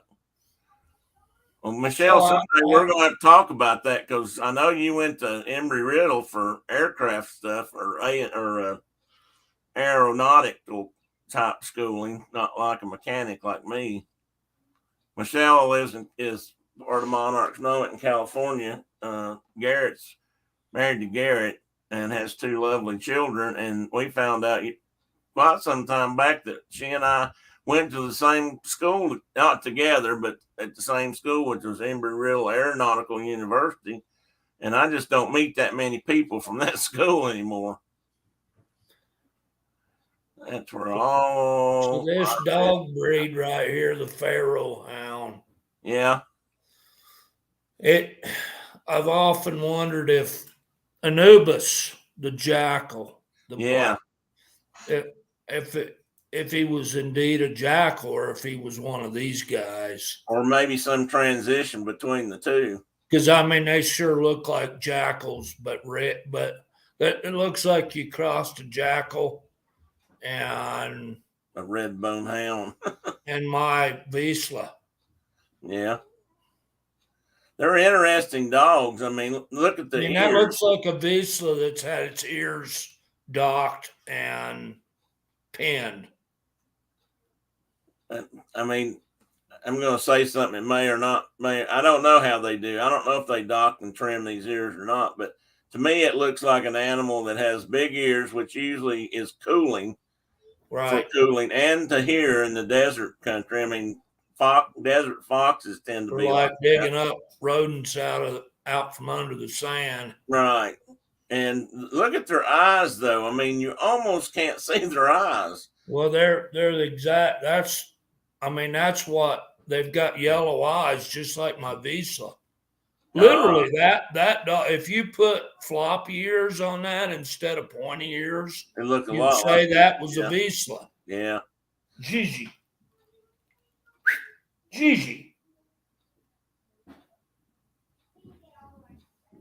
Yeah, if you can get her up. I was trying to get my Vizsla here. Gigi. She must be outside. Maybe she is.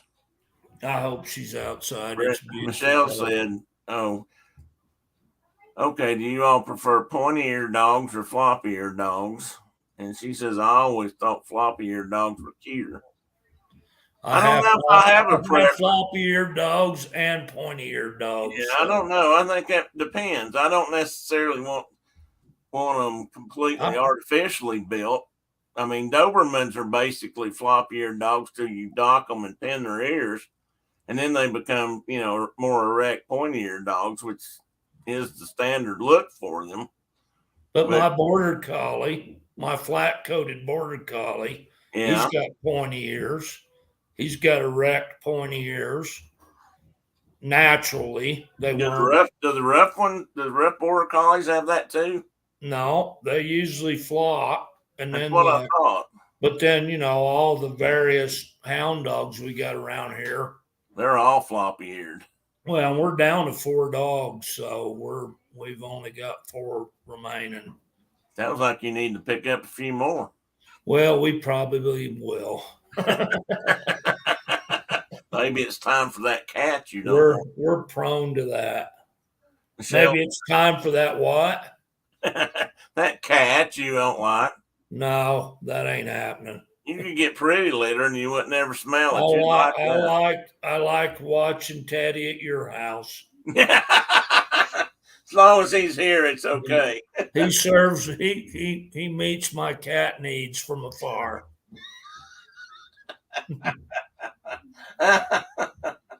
Oh my goodness. Teddy. Where's your redheaded sister at, buddy? Gigi. And these dogs have a long tail too, which you can't really see in this picture well, but I know. Well, so do Vizslas until they're docked. Are they docked? Yeah, the gal the breeder that I got my Vizsla from, probably the maddest she's ever been was she took her puppy the litter in to get docked at the vet, the Vizsla litter, and they have a standard, like they dock them at a certain length, a certain percentage of the tail length, and short hairs are docked at a different percentage of the tail length. And this vet docked the first pup was a male at like a short hair standard, which was a big deal to this gal that it really, she just about owned that vet over that deal. And I'm like, to me, it was like, well, so what? Well, she's trying to do something. But for breeding purpose or for selling that dog purposes to people that care about that kind of stuff, it was a big deal. Short. And they ended up keeping that male just because of that. That's kind of sad. They called him Stumpy and they kept him because they couldn't, Well, at least they didn't put him down. And I'm like, well, heck, if I'd have known that, I'd have taken him. Yeah. I'd have bought him. But because I didn't know there was a difference, Yeah, right. I just wanted a bird dog. I didn't care. But I mean, it's amazing how much those guys look like Vizslas. Well, now that you mention that, I get it. I see that too. Does she have a pink nose like they do? Yep, just like like I said, if you put floppy ears on that dog, they'd look exactly like my Vizsla. Okay, slick coated like that. And they're really closely related to Weimaraners. Vizslas are. And so, anyway. Scooby's chewing shoes. He took one of Michelle's. That's a bad habit. So he's helping you remember to put your shoes away. That's a good point, Carol. So Scooby and Boudreaux Campbell have similar bad habit. Mm-hmm. And he eats mama's shoes pretty regularly. Hello. And the other day he got a hold of my Macati on my he got a hold of my Macati on my Hello. hackamore and chewed my reins in two, Oh no. which was not cool. He better watch it. He's starting to mark off the lines until the death. He's going to There the death. you are. Come here. I know you're not going to want to do this, but get up here anyway. Oh yeah. Here, put your face down there where they can see you. So see that? Yeah, she does look a lot like him. Girls. She's Be not gone. as bright red as these look, but then again, we're also not seeing her in direct sunlight. Sorry. Tina, we had a dog, Mark. Well, Mark might no, he might remember this, he might not. But we had an Australian Shepherd when we still lived in our little house near Jonesboro, and Brenda laid a roast out one day on the countertop to thaw out. And when Jasper came in the house after we came home from work, we looked around and that was gone. Jasper had sniffed it out, reached up on the countertop and took it away with him. He was not. I remember Jasper. Yeah, we got him as a pup. Now that's another question I was going to ask you. He was a great dog. He was a good dog. He really was. I really missed him. I was told when I got him, and I don't know if this is true. I never have really researched this, but I was told that at that time, some Australian Shepherds were born with a short tail, and some had to be docked to that standard. Right. Do you know that to be true? Yep. Huh. Well, what about Vizslas? Are they ever born with a docked tail? No, they're born with long tails. Same with German short hairs. They've got long tails and they get docked. I wonder why they docked some of those dogs. So like my favorite bird dog breed's been English pointers, and they don't dock them. But every one of them I've ever owned, I've had to, when I would hunt hard with them, I had to basically duct tape the end of their tails because they're going through the brush, and that tail's constantly back and forth, whack, whack, whack, whack, whack, whack. And they'll beat their tails bloody. Oh, well, that's what I figured. And I think that's why docking was invented originally, was just to, keep a dog from constantly losing blood when it was working, and whether it was hunting or herding. Yeah, and probably having to be amputated and to get rid of that problem too. I mean, like the dog I was talking about that had the ear problems, the tip of the last 3 inches of her tail was just scar tissue. Because she would beat, even if I taped it, she would beat that tail so hard on cactus or whatever that eventually she just, totally ruined the end of her tail. Well, that's kind of what I suspected, but I wasn't sure. Sorry about that, guys. It may sound weird, but that was I get it. Sometimes I get like a stinging itch in my leg or foot, and I can't do anything about it. Tony says that he prefers a dog with long, floppy ears, and their tails being docked was a safety item for them.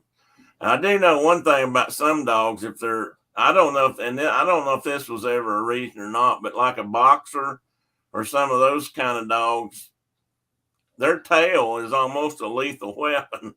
I mean, well, and that's the way English pointers are. If they run by you and you've got shorts on and they whack you with that tail as they run by, just catch you with the tip of it, They'll break the skin. Wow. I'd say that's about right. Okay, next picture. Anyway, these are really beautiful dogs. And they're and unique in I'd their take own that way. whole litter. Yeah.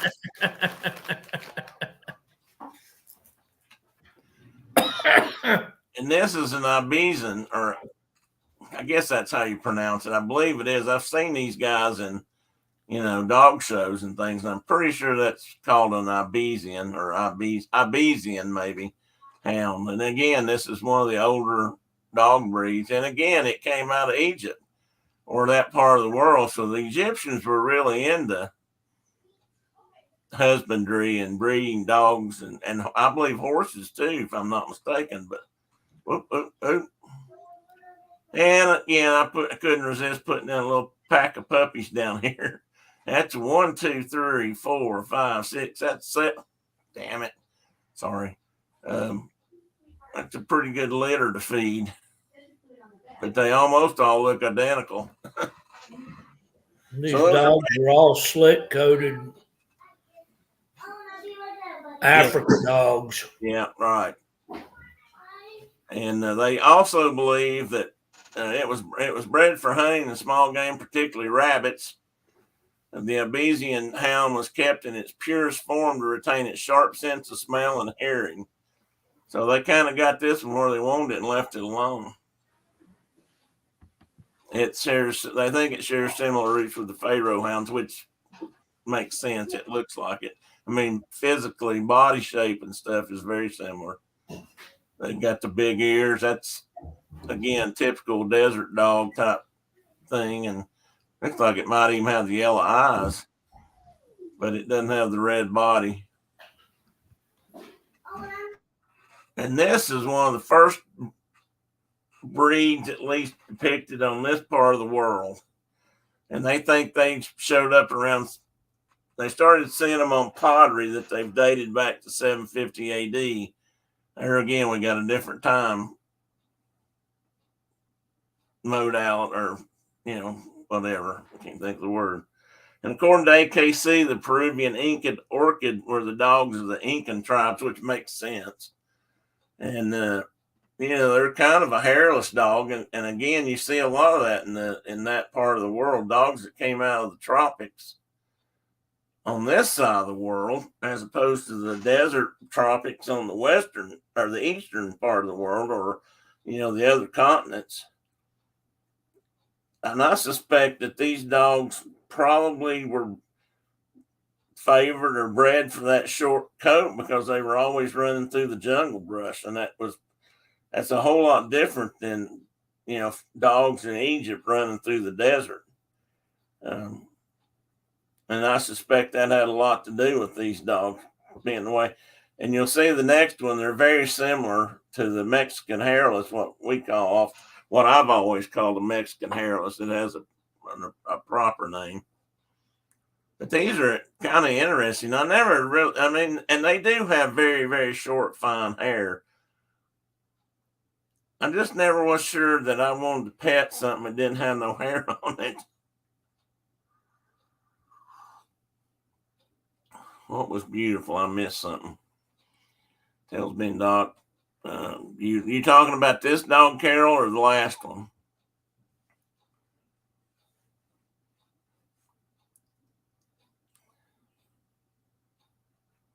He's got a mohawk. He does kind of look like he's got a mohawk. He's got as my little Russian barber used to say, he has the gel on it. Okay, the last one. Let's see the last one. Was that the last one was a Pharaoh, wasn't it? Oh no, it wasn't. It was Ibizan hounds. Yeah, they're good looking dogs. And again, look at that lean. Again, a lean body that puts me in mind of the greyhounds and that sort of dog that can run fast, pretty barrel chested, so they can probably run a good ways, and then keep moving right along. And then we were looking at the Peruvian Incan orchid dog. Not sure where the orchid part came from, maybe colors, but we were just discussing. I was just discussing. Maybe I'm just talking to hear myself, but these dogs that were developed in Okay. the tropical zones on the New World, if you want to call it that, tended to be kind of like this, less hair, and I have to think that's because of the heat and humidity and maybe the jungle conditions they were running them through and that sort of thing. And that dog appears to have a dock tail because I can't see it. Well, them two dogs together there look like those Mexican hairless dogs, which are gross. I've got a picture of them too here in a minute. They're just not, they're not that old. They're just not. That's some bad inbreeding that created them. Well, that could be. I thought that really, really wrinkly face was They're interesting. How they grow into that. They're scabby. I mean, I've seen lots of them in person. They're like their hide's all flaky and gross. It's just like they got a bad case of psoriasis, and no hair. That's probably because they're in the wrong part of the world. Except for right there on the top of their head, like that, they've got a little patch of little tougher I hair. think the next dog here might be the Mexican hairless, which is what you're talking about. Yeah.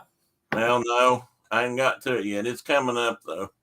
This dog, I didn't really know, is actually listed as the Carolina dog or American dingo. And I've seen this dog. I've seen these dogs all my life, but not a lot of them. And they think it was one of the very first dogs that roamed North America based off ancient art depicting dogs with similar physical traits to the Carolina dog. Some experts believe that the Carolina dog is a descendant of the breeds that may have crossed the Bering landmass over 8,000 years ago. So these dogs, in effect, came out of Asia. Again, early development and doing things like that. And of course, I had to put some, puppy pictures in here just to, bring out some oohs and ahs. My thought too, Tim, the fur is what's comforting. Yeah, I mean, when you what is that California Carolina dog? Oh, that's just the breeder, probably. That's probably their. I use that because it's probably showing the dam and the dam and the sire and the pups. And I'm guessing that this company is probably called California Carolina Dogs. So I'm guessing that breeder's in Carolina. And this wasn't an ad for them. I probably should have blanked that out, but it was just a picture of a good picture of a litter that I wanted to show. And these two pups down here, and looks like English Ivy. Maybe not. No, it's not. It might be kudzu or poison ivy. But anyway, these are good looking dogs. I did not realize that that's considered one of the earliest native dogs to this country. Well, native again, nothing native, but it became it. This is where it flourished, I guess. And they look like where you took a yellow lab and crossed it with a shepherd. Yeah, made a mutt, and now they've made a breed out of it. Kinda. But they think it's been here at least 8,000 years. So, it's been I don't think I've ever seen one. Looks like maybe half the ranch dogs that have bitten me over the years. Well, there you go. That's kind of what I'm thinking. There used to be when I was delivering newspapers years ago, I had a dog about like that looked a hell of a lot like that used to bite me every time I went by their house. We used to just call them sort of kind of dogs. Sort of kind of dogs. I had finally kicked him enough that he laid off. He actually got a hold of me once, and I had to make sure he had all the shots and everything, or I was going to be in for some shots. And now here's your ugly Mexican hairless dogs. Golly, they're awful. I can't say this up here, but most people just call them Ulus. So that's what I'm And going to the call ones I knew weren't docked, or they didn't have pinned ears like that. They were just floppy ears. them. Yeah. I'm sure that just depends on if they're being raised for breed standard or just Yeah. dog. But a lot of people in here ought to know this dog because this is, I think, the dog that was in the movie.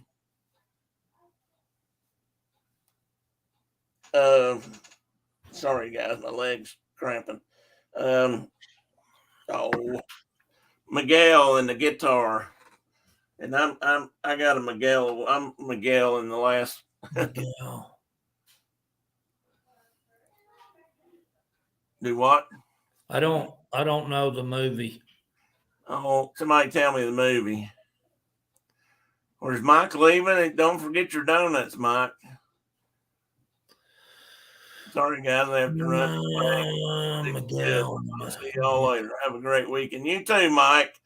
African hounds are built long and deep chested too, but have a lot of fur. Yeah, and that's the difference. Coco's the movie. Coco. God, how can I forget that? I like that movie actually. Is that a Disney movie? I never even heard of that. Oh, y'all don't watch it. I'm sure you can find it somewhere for the kids. They'd love it, I think. Well, generally, I'm in the know on all these close to kids, but come on, leg. Calm down. They didn't have my nerve. Makes me think I didn't get my pill this morning. Hit it back. It'll make you. Well, we used to have a golden shepherd when I was a kid. Nobody ever called him a mutt. He was beautiful, but he may have been the first designer dog. I've had a lot of designer dogs in my life. Mark's he's got a couple at his house right now. Boudreaux Campbell he's a designer dog. He's a designer dog. But we're not going to call him a cockapoo or a doodle. Okay. All right. Now we're back to You just have all them ugly dogs in this show. Well, because these are all early dogs. They were. These are all dogs that they've been able to trace back to 20, 30,000 years ago. To Egypt. And a lot of them are Egypt. But here we have a Saluki, which is, again, just on the hairy edge of being a greyhound to me. Even the pups ain't that cute, but and they think they may have been created about, well, that says 2100 BC, but I think that might be right. I thought it might have been 21,000 BC, but I'm not sure. It went to China, so it came out of Egypt, and then it migrated to the Far East, which is an interesting thing. Okay. Yeah, 2100 BC is probably accurate. And here's the Russian Wolfhound, or the Borzoi, and these are pretty good sized dogs, and they were made for hunting, chasing the stags and whatever ungulates they had over there, and wolves, and probably bears too. But they're all built on the same frame. Yeah, fleet of foot, and I mean, you see a theme here with these animals. They were made to chase down and corner game so that early man could catch it and do to it. Oh, there was something may have established as many as 7. Oh, there may have been 7 different types of it. They documented the 1600s from there. The pup's cute though. And now we finally got to stuff that's more greyhound like, and there's whippets and greyhounds, and there's a lot of records of these in Greek and Egyptian and Roman history. So, and then that's kind of a tough looking little dog there. Do what? If you're going to look like that, you got to be tough. Yeah, you got new. That's right. Just like they used to tell people, if you're going to race and if you're going to wear pink to race in, you better be fast. And that's the end of this part of the show. And I couldn't resist all the puppy tails. Get it? The end. Well, those look like pointer pups or hounds. Yeah, it could be. And they're in the garbage can. Imagine that. Imagine that. Yeah. Teddy, they got the can turned over. Teddy likes to do that a lot too. He don't eat out of it.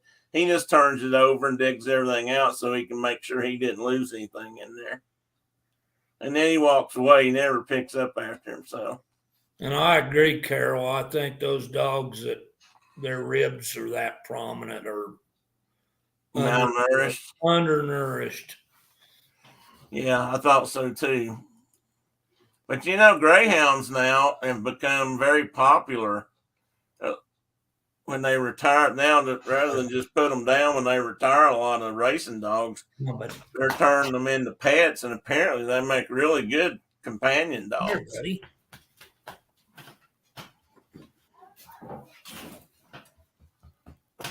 Not one princess to be found. You stink. What does Brenda say? Who stinks, Boudreaux? Hank. Sorry, bud. I didn't. He's been out rubbing in the deer too, hasn't he? Oh yeah. Or not the deer, the dead horse. Excuse me. The dead horse, which is gone. Yeah, but the stink probably. But the ground's still there. So. Tina said, "Carol, they have deep chests. You're supposed to see them, but they're not as cute. No, they're not. But yeah, they're made for running. That's what they do. They're lightweight frames, long legs, big barrel chested, big lungs. They can get up and haul some, as we used to say, haul the mail."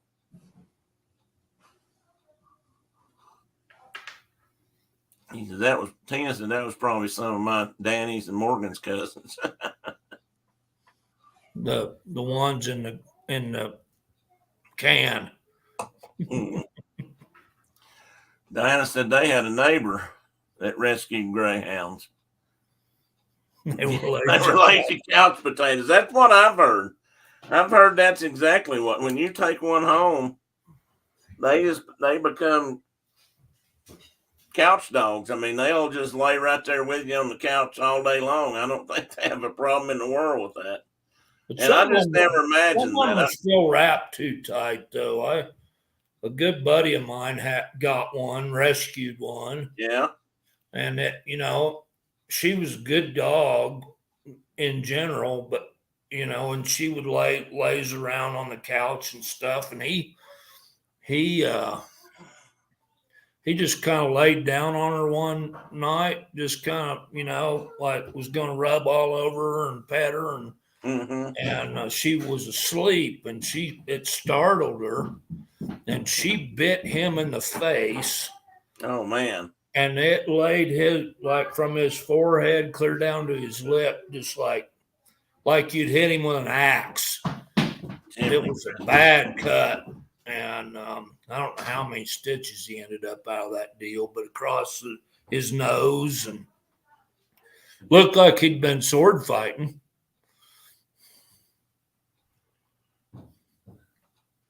Brenda thinks that we should talk about coos next week. Well, that's a good topic. We might just do that. What's a coos? Deer? No, I told you about the coos, the cows, Scottish cows, and the way the Scots talk, it comes out as a coo. See my coos over here. And maybe it wasn't you I was telling about that. You wasn't telling me that. Must be Philip, because you mean like bovines? Huh? You mean bovines? Yeah, bovines. The Scots call them cow. When they say cows, a lot of times it sounds like coos. No, the W kind of goes away. And there's a singer online. She sings offline too, but she's a kind of a traditional Scottish singer. She speaks Gaelic and sings in Gaelic, and just I hate to call it English. It's Scottish version of English, but I like her. She looks to me like, if you ever seen the movie Brave, the Disney movie Brave. Oh, you never seen that either? You got to watch that, buddy. She's the heroine in that is named Merida, and she's an archer. She's what? She hunts with a bow and arrow. She's an archer. Oh, an archer. Yeah, and she's out after a big gigantic bear. Boudreaux, leave it alone. Diana said you're supposed to let sleeping dogs lie. Yeah. Anyway, this lady reminds me of the animated character Merida, because she's got huge, big red head of hair, and she just looks like her and talks like her. And I just love the accent, Scottish and Irish accents anyway.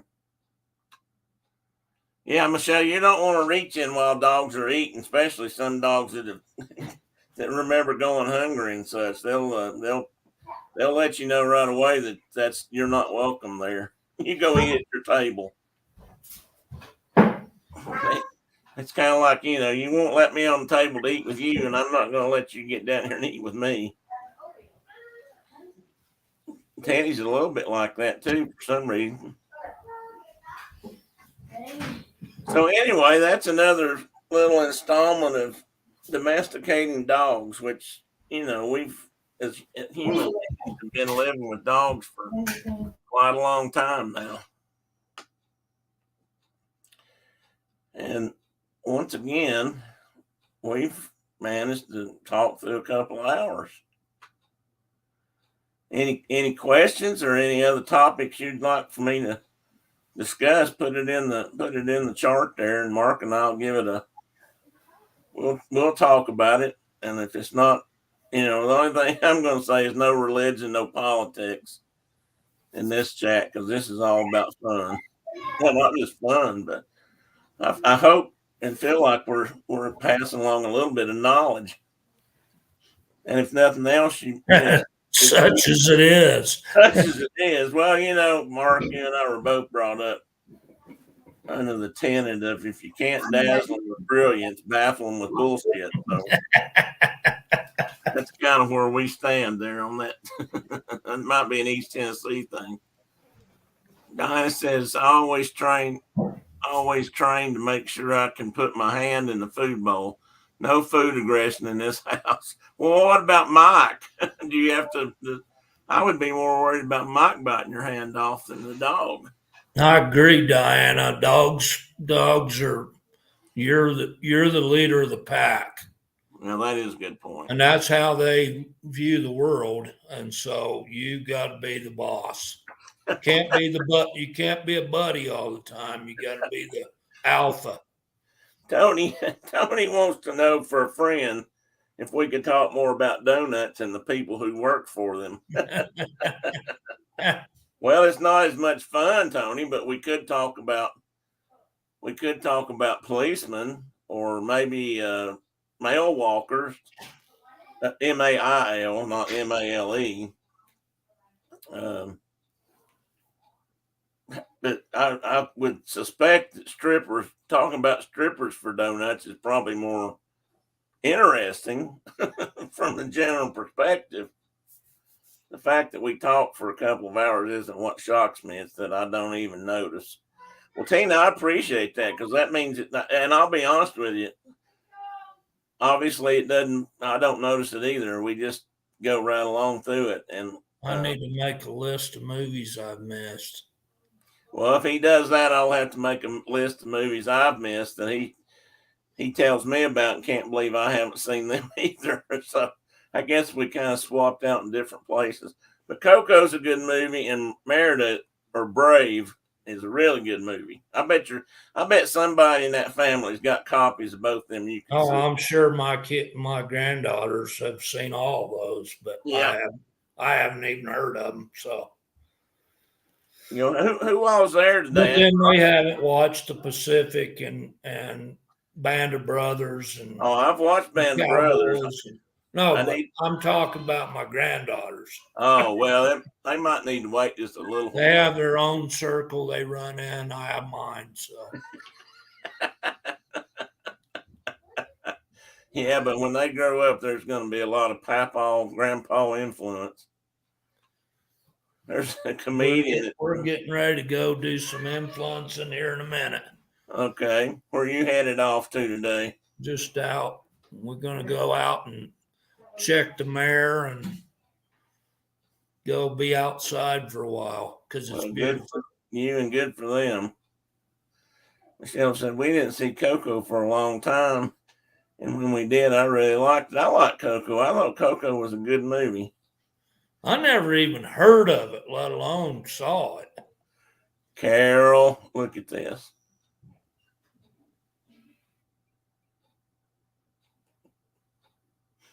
Can you see that yet? It ain't going. I'm not going to be here if we are.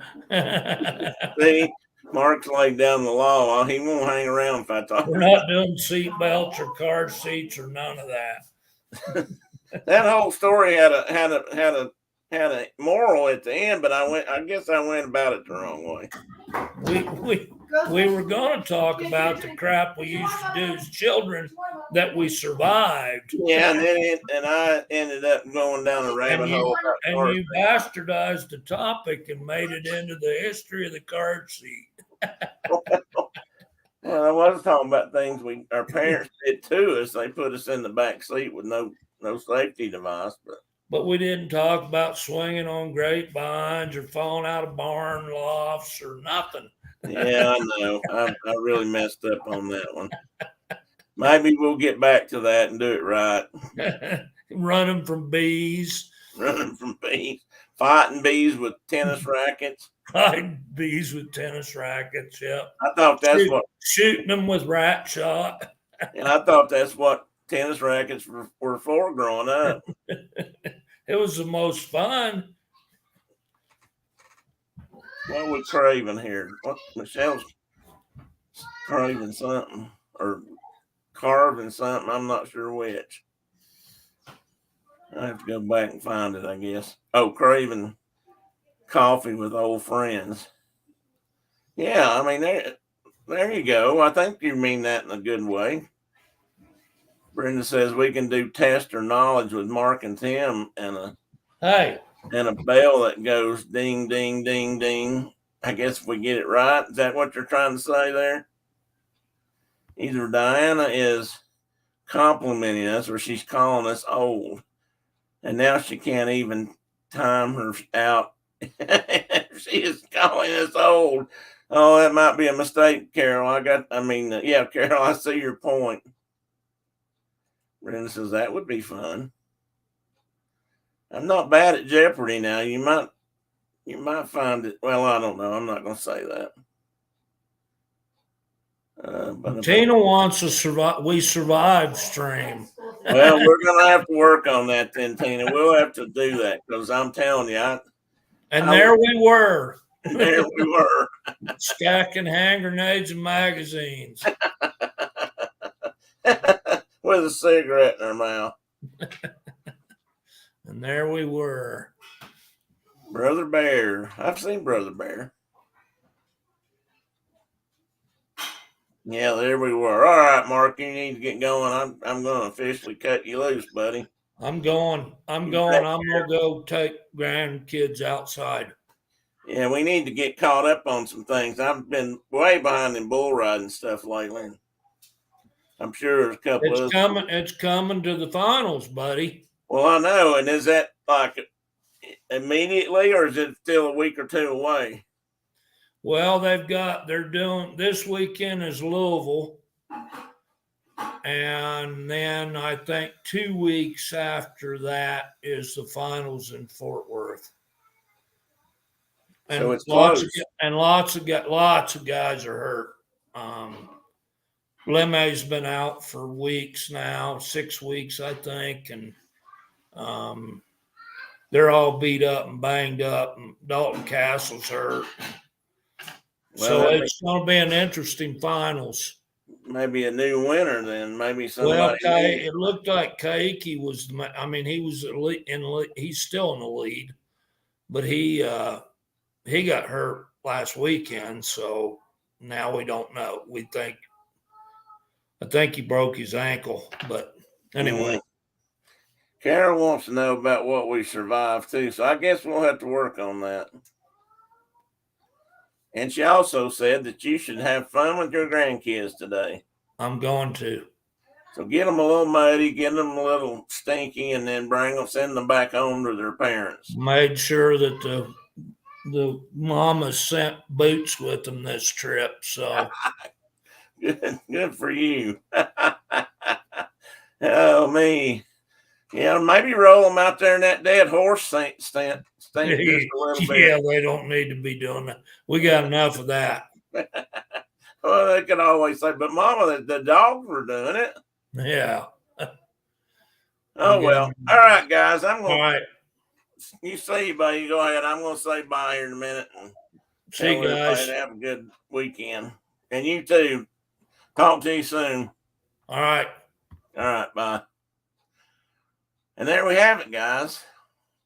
That's just a little bit more about early dogs. And hopefully that wasn't too boring. And I know I learned some stuff, which I really like learning stuff. Now, if I can maintain it till, Judgment Day, so to speak. Enjoy your day, guys. Thanks, Tim and Mark. Diana said, thank you, Diana. I hope you guys have a good day. Michelle, have a good weekend. Say hi to everybody. Hope everybody's well. And if anybody's not feeling good, tell them we'll be thinking about them. Oh, yeah, and Garrett, too. Since he's probably still in bed. Well, that's good, Carol. Thank you. I appreciate that. I like to know that. If it's really not, then, somebody tell me why, or tell me, and I'll try to steer clear of that. But, I thought people can relate to dogs and dog history and that part of the world. That part of history is just, not something we get to hear a lot. It's one of many things right now that's out there being challenged because we continue to find more evidence. Part of that's because glaciers are melting, and now we're finding stuff that's been buried beneath them or frozen within them for thousands and maybe even million years. So that's quite fascinating. I think I just heard the other day that they found some new mastodon species or something that was in the ice on Greenland or in the Arctic that was almost whole. So that's pretty cool.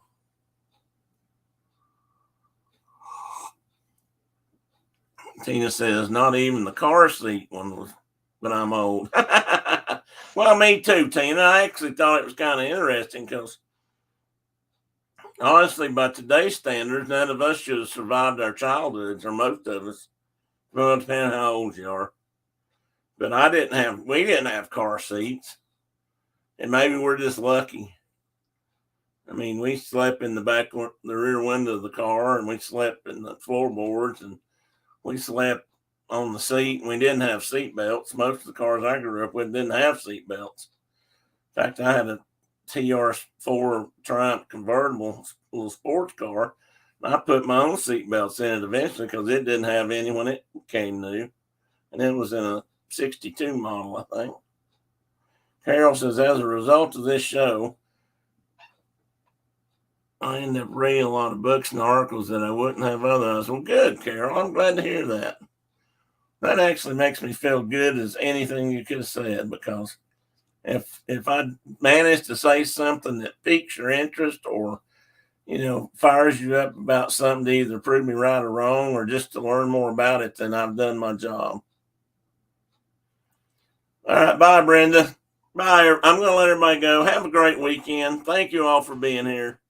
I love each and every one of you for being here, for supporting us, supporting me.